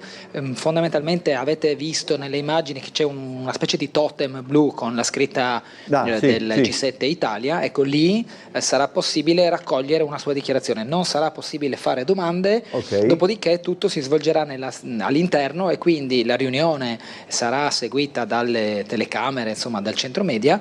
I giornalisti dovranno andare in sala stampa per poter seguire dai monitor l'andamento dei lavori. Quindi diciamo che l'unica parte video che possiamo contribuire a fornirvi sarà la dichiarazione del ministro, perché poi sarà tutto un lavoro da desk, permettetemi il termine e l'inglesismo, e che quindi poco potremo contribuire noi come immagini, se non per il contorno di una Piazza Unità e delle rive deserte, ma questo importa marginalmente. Adesso le delegazioni stanno arrivando. L'unica cosa, Bernardo, per quello che tu puoi immaginare, è il caso che andiamo in pubblicità, oppure la cosa delle strette di mano si risolve in poco tempo? Giusto per capire. Allora, dovrebbe risolversi in poco tempo. Io non so quanto avete di pausa pubblicitaria, se possiamo rinviarla per sicurezza di qualche minuto forse è meglio, ma non credo che sia nulla di imperdibile. Eventualmente una stretta di mano, noi comunque stiamo registrando tutto. Allora ciò andiamo che in però magari sarà un attimo più azzeccato potrebbe essere la dichiarazione, che così se riusciamo a mandarla in diretta tanto meglio. Andiamo in pubblicità e poi vediamo, insomma. Ok.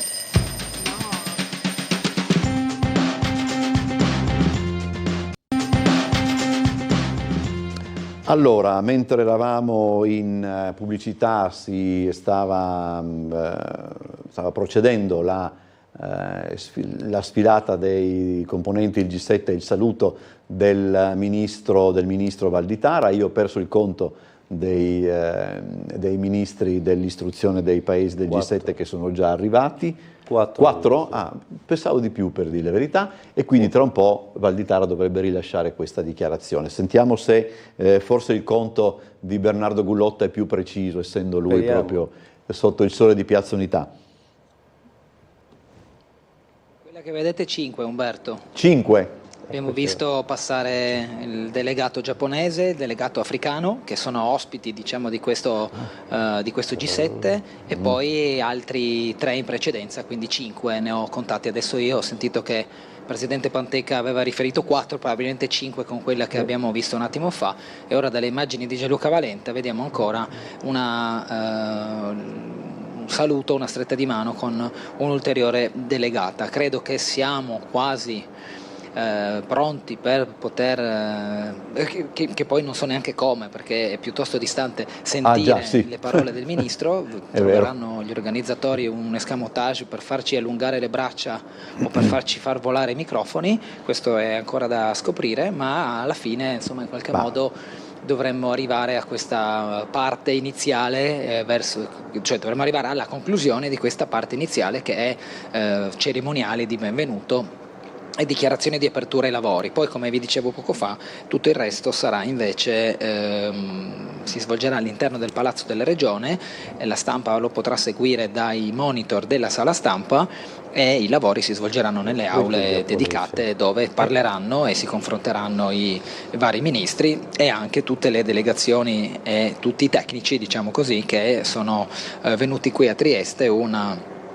folta rappresentanza numerica a livello di persone, sono circa 100 fra staff, segreterie, uffici stampa, insomma tutto il lavoro che contorna l'arrivo dei ministri è comunque piuttosto numeroso a livello di personale. Qui vediamo ancora una stretta di mano con il delegato asiatico del Giappone, e quindi Mi dicevi che l'ultimo dovrebbe essere il canadese.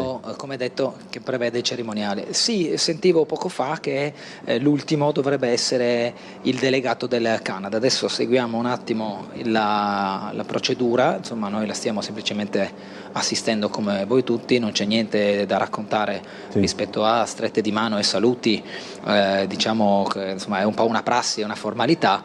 Qui ce ne sono due. Non c'è niente di particolare. Ecco, sì, qui ne vedo due, sono in due, adesso non so se è perché sono lo stesso paese di rappresentanza o semplicemente sono le due potrebbe anche darsi delegazioni che vanno. Potrebbe anche darsi che per un paese, diciamo così, i ministeri coinvolti siano più di uno, non so, cioè, potrebbe essere anche questo. Sì, questo è corretto Umberto, oltretutto ci sono, come dicevo prima, oltre ai rappresentanti dei 7 paesi del G7, ci sono anche altre realtà che fanno parte di questo evento, e come abbiamo visto anche la delegazione africana che non fa parte del G7 ma è chiamata in causa perché alcuni dei progetti, riguardano, tra i quali anche quelli del governo italiano, riguardano proprio una spinta alla condivisione delle metodologie di educazione tra i vari paesi. A questo punto si coinvolge anche l'Africa per, come è stato detto, accelerare quel processo di istruzione che è soprattutto utile per la chiave lavorativa. Bernardo, sappiamo come la manodopera oggigiorno in Italia sia un vulnus che il governo sta cercando di colmare anche grazie alla formazione di persone dagli altri paesi. Prego Umberto. Allora facciamo così Bernardo, siccome abbiamo siamo in debito di una risposta ad un telespettatore, io farei rispondere il Presidente del Consiglio Comunale sempre con le immagini fisse su Piazza Unità. Quando percepiamo che Valditara sta per parlare andiamo direttamente in Piazza Unità, perché insomma è tanto inutile. Come vi dicevo poco fa, dicevo poco fa, qui più delle strette di mano appunto, non è che abbiamo da raccontarvi, non mi pare che sia neanche un grande appeal nei confronti di chi ci sta ascoltando e ci sta guardando, quindi insomma fin tanto che siamo in questa fase di cerimoniale voi potete proseguire. Ecco, mi raccomando a te e anche a Alessandro in regia magari di mantenere uno sguardo teniamo direttamente in Piazza Unità, in modo tale che quando allora, quando abbiamo il Ministro ci risentiamo. Ok, allora Presidente, se vuole rispondere intanto al telespettatore di prima. A volte quando sento questo tipo di ragionamenti mi sembra di vivere un altro mondo, perché io credo che chi vince le elezioni, tutto quello che noi stiamo facendo come programma di governo, rientra tutto nel programma che noi abbiamo portato all'attenzione della cittadinanza, che è stato approvato. Abbiamo vinto le elezioni e siamo tenuti, io penso, a portare avanti quelli che sono stati i nostri impegni elettorali. E non credo che nessuna forza politica, che sia di destra o che sia di sinistra, una volta vinte le elezioni cambi completamente il suo programma di governo. Io penso che non lo ha fatto il sindaco Cosolini, non lo facciamo noi, non l'hanno fatto altre forze politiche in questo, anche se come dice il signore Risicato, ma a Trieste d'altronde si vince sempre fra maggioranza e opposizione, si vince sempre per 2-3 mila voti, insomma, allora dovremmo stando a quello che il Signore dice, noi poi ci chiama anche vanitosi per questo, stando a quello che il Signore dice, nessuno dovrebbe mai lavorare, perché ha una maggioranza risicata e non dovrebbe rispettare quelle persone che hanno votato, che hanno sostenuto quella coalizione, perché vogliono cambiare la città, secondo le nostre proposte. Noi comunque continueremo ad andare avanti così, insomma, non è che non ci facciamo condizionare da questi ragionamenti, non siamo nemmeno vanitosi, perché bisogna guardare in faccia la realtà, perché la città deve crescere e io credo che in questo ultimo periodo la città di Trieste con questa amministrazione è cresciuta tanto. Allora, credo che le strette di mano si siano concluse e adesso vedo che si sta approntando la... Sentiamo Bernardo. Adesso vediamo se riusciamo a raccogliere questa dichiarazione del Ministro Umberto, ci stanno facendo avanzare leggermente, dovremmo alzare un po' forse il volume dei microfoni e speriamo si possa sentire. Noi siamo un po' distanti da un punto dal punto diciamo di ascolto. Bene, se siete pronti tutti, inizio. È per me un grande onore ospitare il G7 Istruzione qui in questa splendida città di Trieste. Abbiamo scelto Trieste perché è un centro di grande cultura, è uno dei centri più importanti in Europa per la ricerca, per la scienza, quindi il luogo ideale già da questo primo aspetto, ma poi Trieste è tradizionalmente un luogo di incontro di culture diverse, un luogo di convivenza, quindi questo essere insieme caratterizzerà la giornata di oggi, decidere insieme. Noi che rappresentiamo paesi particolarmente significativi nel campo della storia, dell'economia, della società mondiale, credo che sia la parola giusta, decidere insieme per il futuro delle nostre scuole, dei nostri giovani, dei nostri insegnanti. E da qui l'idea di dare forza al concetto di personalizzazione dell'istruzione, che sarà uno dei temi che oggi tratteremo, la valorizzazione dei talenti di ogni giovane, perché crediamo fortemente in questa pluralità delle intelligenze. Ogni giovane ha un'opportunità, non dobbiamo lasciare indietro nessuno e questa è la prima finalità della scuola. Poi la valorizzazione dei docenti, di dare autorevolezza ai docenti, un altro punto fortemente condiviso. E poi, se vogliamo dare veramente opportunità ai nostri giovani, a tutti i talenti, dobbiamo anche valorizzare l'istruzione tecnica e professionale, eppure di questo parleremo e questo è un altro tema forte di questo G7, la centralità del rapporto tra la scuola e il mondo del lavoro e il mondo dell'impresa. E poi ovviamente l'intelligenza artificiale, nuove forme di didattica sempre più inclusive per vincere la dispersione scolastica che, come avete visto anche da alcuni rapporti internazionali, è sempre più diffusa ed è sempre più inquietante. Quindi politiche concrete, io ho detto che questo G7 appunto concludersi con una forte sottolineatura della concretezza.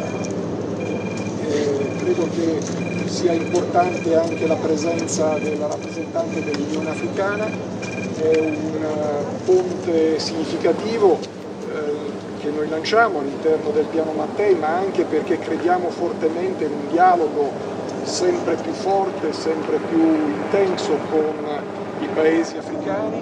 Quest'anno tra l'altro nell'anno dell'educazione per l'Unione Africana è importante la presenza e il messaggio che darà il ministro dell'Ucraina, perché noi proponiamo di farci carico della ricostruzione delle scuole, delle biblioteche, delle infrastrutture per poter dare ai giovani ucraini un futuro, perché il futuro e la libertà partono innanzitutto dalla cultura.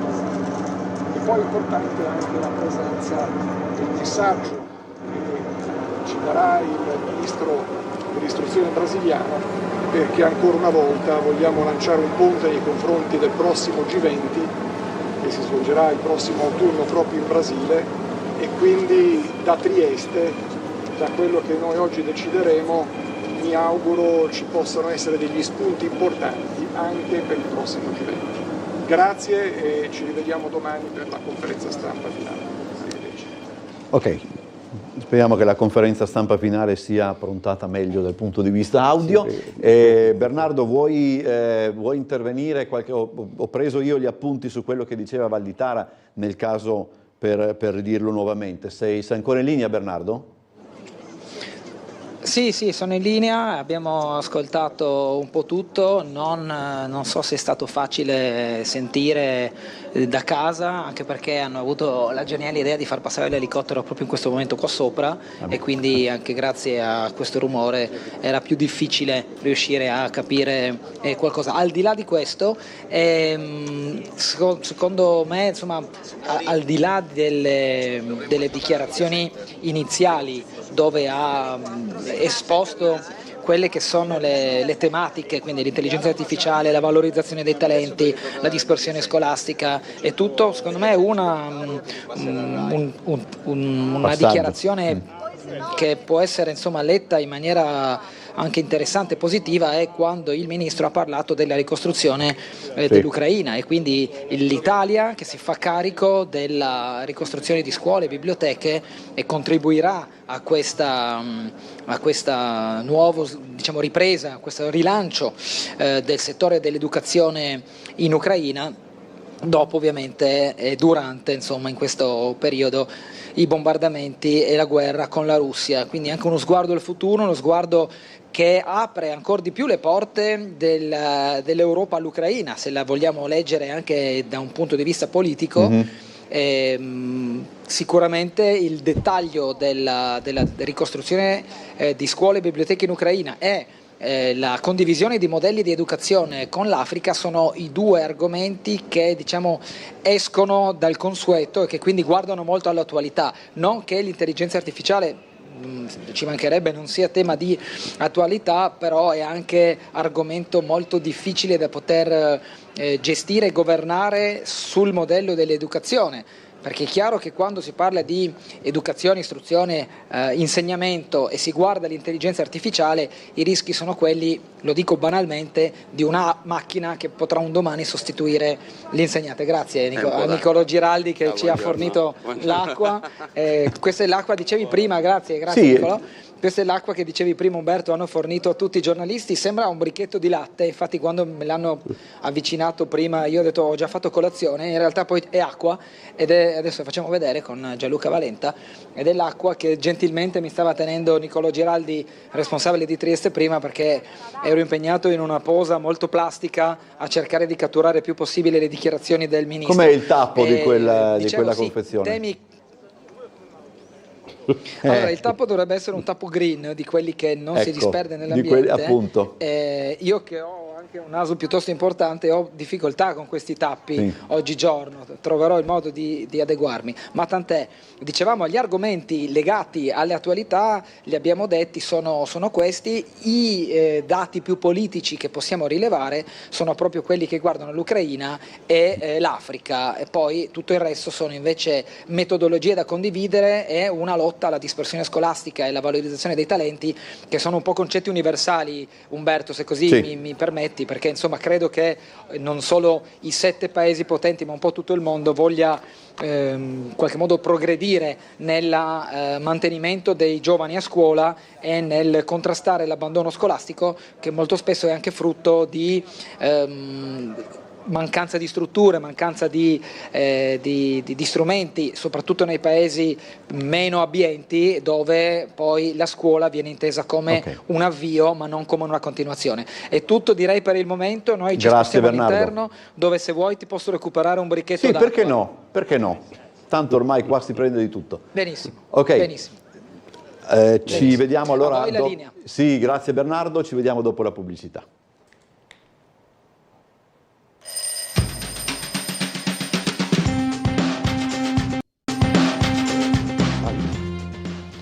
Allora, rientriamo in studio, abbiamo subito una telefonata. Buongiorno. Buongiorno, sono Franco Lega da Udine Nord. Buongiorno. Signori triestini e i friulani. Ho sentito adesso Valditara dire le parole famose: non lasceremo indietro nessuno. Vuol dire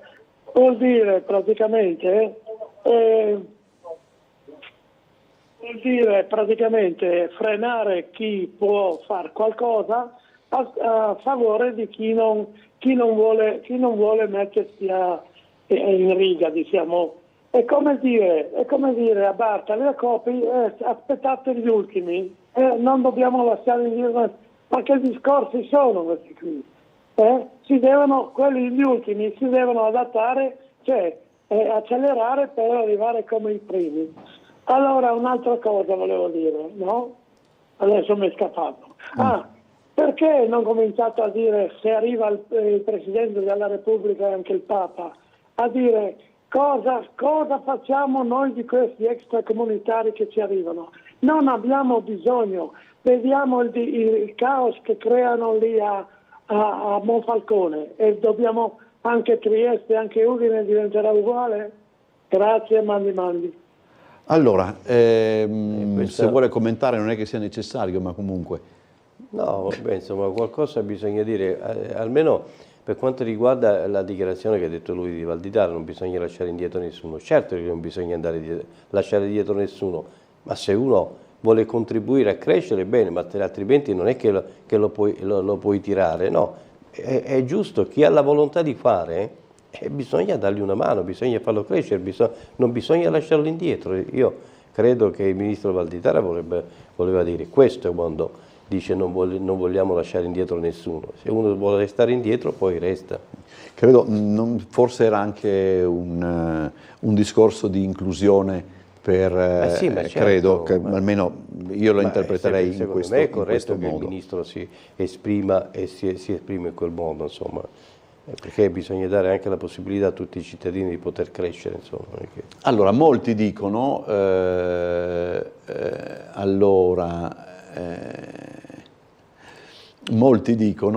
aspetti che non trovo, no, c'è una domanda di Claudio Visentini che dice quando ci sarà il prossimo consiglio comunale. Lunedì. Che Visentini segue da casa e dice gradisco che il Comune abbia consegnato la medaglia d'oro alla Guardia di Finanza.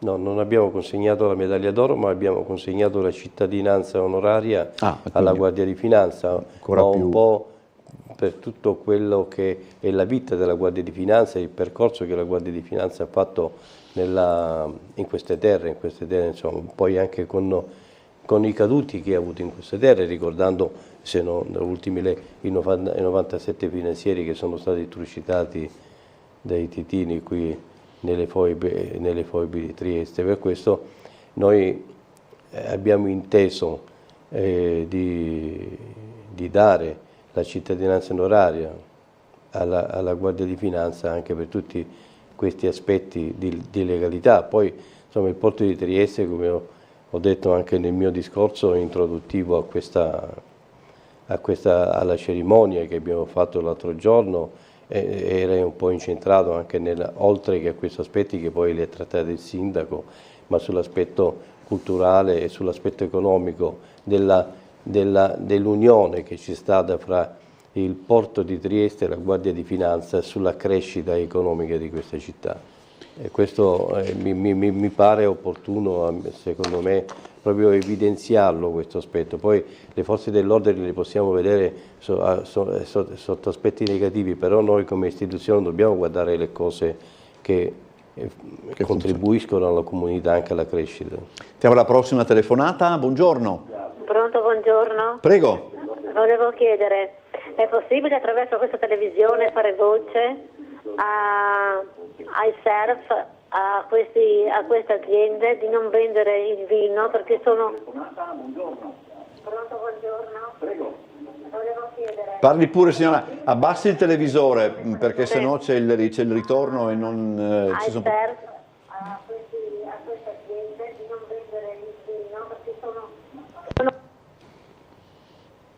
Allora, penso che abbiamo perso un po' la telefonata, che è un po' difficile. Se ho capito bene, la signora chiede se fosse possibile non vendere alcolici alle persone che sono seguite dal CERT, ma ripeto, purtroppo non ho capito bene, forse la signora si riferisce a situazioni che si verificano, penso, dalle parti di San Giovanni, ma ripeto, non ho capito bene. Insomma. Vendere alcolici alle persone che sono seguite dal CERT, insomma, secondo me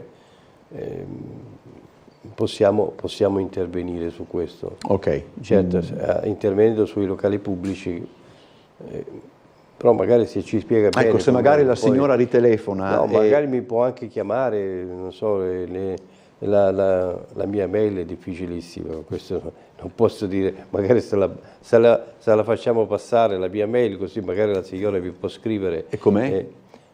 È francesco.di.paola.panteca@comune.trieste.it. Vabbè, in casomai adesso poi io magari la appronto, poi dopo vediamo se riusciamo a farla passare. Il Comune di Trieste mi ha dato una mail difficilissima. Sì, beh, ce n'ha messa anche lei, insomma, ha messo tutti e due i cognomi tra l'altro. Sì. No, tutti e due i nomi sono stati. Poi con l'interruzione del punto anche, no? Perché c'è francesco.di.paola.panteca@comune.trieste. È un po'. Allora, sentiamo la prossima telefonata, magari è la signora che chiamava prima. Buongiorno. Ecco, buongiorno signora. Buongiorno, allora io volevo fare voce a Piani,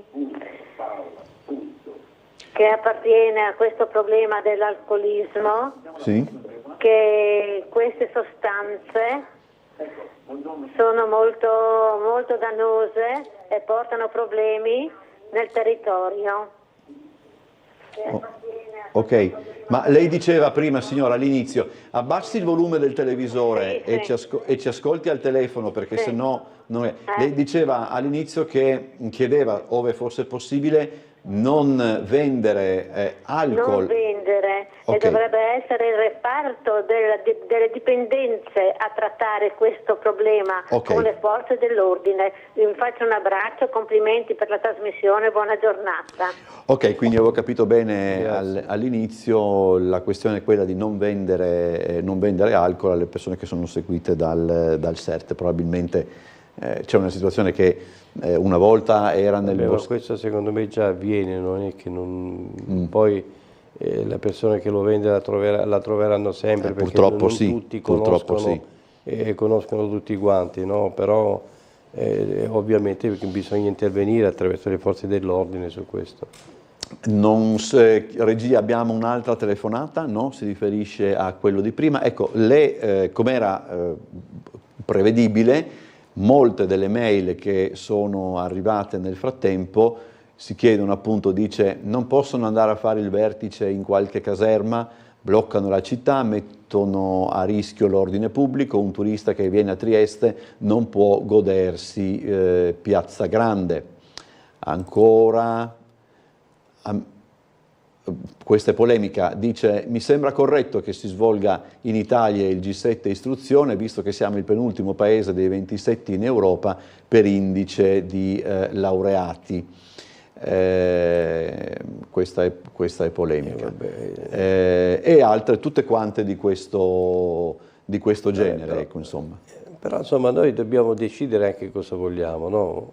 Poi il signore di prima ha detto che noi ospitiamo il G7 e lo facciamo perché siamo vanitosi, ma non è questo l'obiettivo della città, perché questo avrebbe fatto anche qualsiasi altra amministrazione. Se il governo ti indica come città che potrebbe ospitare il G7, io non credo che nessuna città italiana avrebbe detto no, noi non lo ospitiamo, lo andiamo a ospitare se volete in una caserma. Non penso che sarebbe anche poco rispettoso nei confronti dei leader dei paesi del G7 essere ospitati in una città in quel modo, insomma. Sì. Poi credo così che anche... magari ho dato anche la risposta a quel signore di prima che parlava di caserme. E poi anche credo, adesso non vorrei dire, ma insomma non penso, credo che sia difficile in ogni caso per una città dire no ad una... Certo. Insomma si aprirebbero poi dei contenziosi piuttosto... No, ma al di là del contenzioso, perché noi non guardiamo sotto l'aspetto contenzioso o altro, ma proprio come prestigio della città a ospitare un evento di questo tipo. Non capisco perché dovrei precludere la mia città, una città dove la governiamo, la possibilità di ospitare questo evento per far conoscere Trieste anche nelle altre parti del mondo, che poi il G7 non viene seguito solo dai paesi interessati, ma viene seguito un po' da tutti i paesi del mondo, no? Senta Presidente, cambiando argomento, ci avviciniamo alla conclusione di questa mattinata. La questione, per esempio, che ieri è stata risollevata vado un po' con la maniera, della privatizzazione dell'asilo di Roiano, no? Sì. Lei come la vede anche dal suo scranno di Presidente del Consiglio? Dal mio punto di vista, come sapete, il mio obiettivo è stato sempre non sulla privatizzazione, perché la privatizzazione tout court non sono mai stato, ma una privatizzazione controllata fortemente dal Comune di Trieste mi trova favorevole, perché il mondo, io vedo intorno a noi, il mondo cambia. Anche in passato mi sono occupato di queste cose, come sapete, avevo fatto delle proposte, perché bisogna essere più veloci anche in queste cose, perché come pubblico siamo un po' inchiodati anche a certi ragionamenti, e allora bisogna snellire, no? questo modo di vedere anche il mondo del lavoro, con il rispetto massimo per i lavoratori, perché io, se ricordiamo, avevo fatto delle proposte, perché ho pensato sempre alla dignità del lavoro e del lavoratore, perché colui che è senza lavoro è quasi denigrante, no? Bisogna dare dignità a tutte le persone, e avevo proposto quella società là, che in house, che era stata ipotizzata quella volta, appunto per dare la possibilità a tutte le persone di essere, non di lavorare nelle cooperative, ma di lavorare in un'azienda che fosse magari anche del comune. Ovviamente non sarebbero stati definiti come pubblico impiego, però insomma avrebbero sicuramente avuto una dignità molto, molto importante anche nel mondo del lavoro, e questo mi trova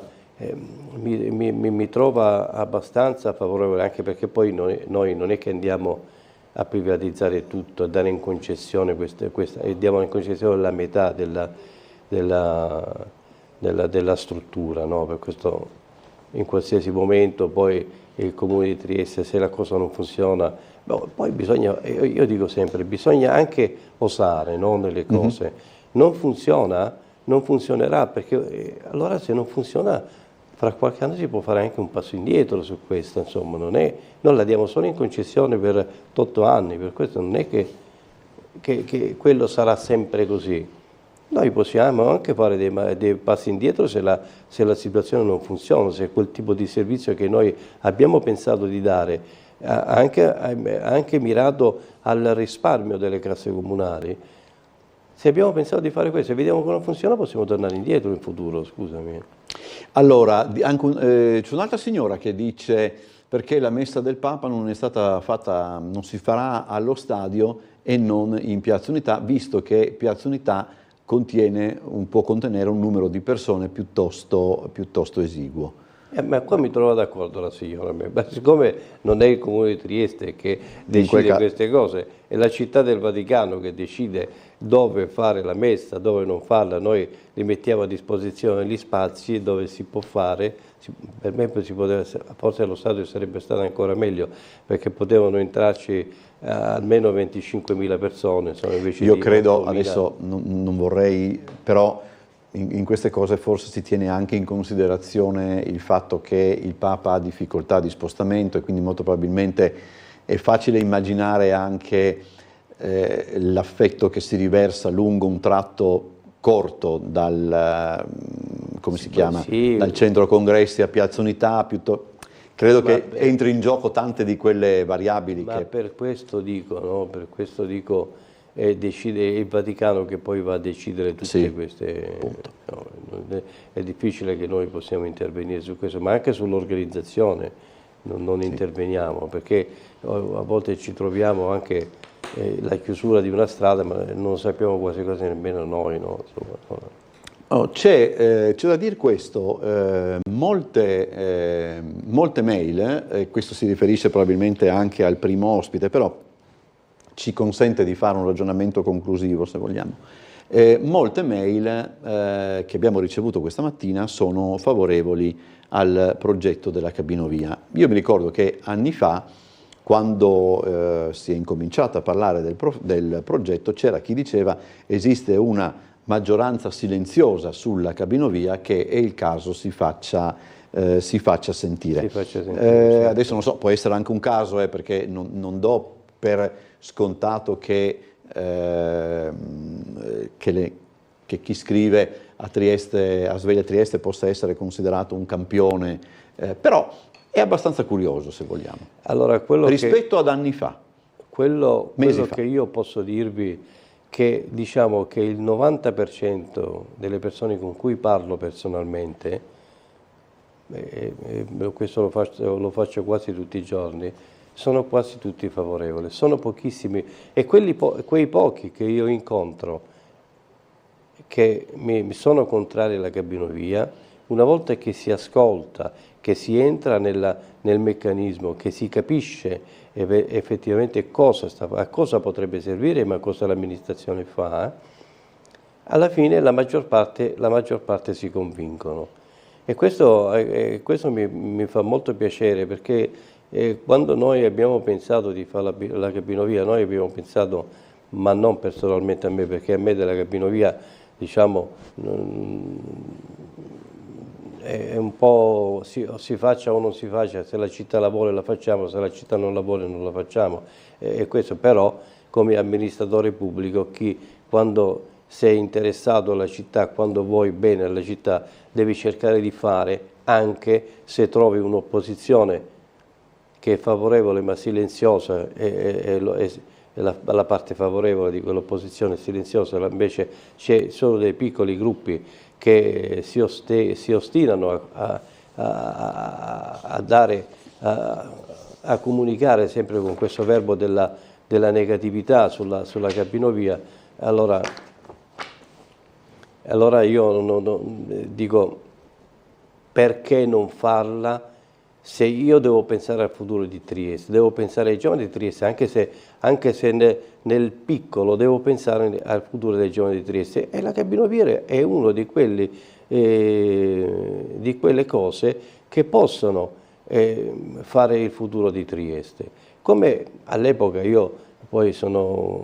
mi piace sempre poi informarmi sulle questioni passate. Quando fu fatto il tram a Trieste, io vi posso assicurare che c'era una situazione analoga a questa, che nessuno voleva farlo il tram. Poi adesso ho nominato un qualche cosa che magari scatenerà un po' i cittadini, perché il tram ancora non è stato messo in funzione, e di questo me ne dispiace molto. Adesso magari salto un pochettino quelle che sono la risposta che stavo dando. Sul tram ci stiamo lavorando. Siamo già oltre il tempo, mi dispiace, non riesco a... No, vabbè, insomma, era questo, insomma, diciamo che l'obiettivo, o quello che volevo dire, l'ho quasi detto. Per quanto mi riguarda, la cabinovia, per esempio, dovrebbe arrivare fino a Montecrisa. Ma perché fino a Montecrisa? Montecrisa perché là c'è l'arrivo dell'autostrada, là ci sono gli spazi adatti per creare un punto di collegamento terrestre, là c'è lo spazio adatto per fare un parco a tema, ci sono tutti quegli spazi che a Opicina li troviamo un po' di meno. Ma secondo me, io le avevo proposto, poi sai, non ci sono le condizioni, in questo momento non ci sono le condizioni, vediamo in futuro, magari possiamo anche poi parlare di questa cosa. E allora fare i collegamenti terrestri sul Carso, verso da quella parte, e tutti i collegamenti terrestri e marittimi a Trieste, vede che una buona parte di traffico, anche questo adesso parliamo di parte turismo, la eliminiamo da parte della città. Grazie al Presidente del Consiglio Comunale Francesco Panteca. Chiudo questa puntata di Sveglia Trieste ricordando l'appello che ha lanciato il papà di Andrea Perco. Dice se qualcuno in questi giorni ospita il figlio, insomma, glielo faccia sapere. Grazie agli ospiti, grazie ai telespettatori. Allora, oggi è 13:20 il telegiornale, 18 Sveglia Trieste, stasera c'è il telegiornale delle 19:30 e poi c'è anche Ring alle 21. Ho detto tutto, grazie a tutti, grazie ai telespettatori e grazie a Sveglia Trieste che mi ha dato l'opportunità di rispondere ai cittadini. Ok.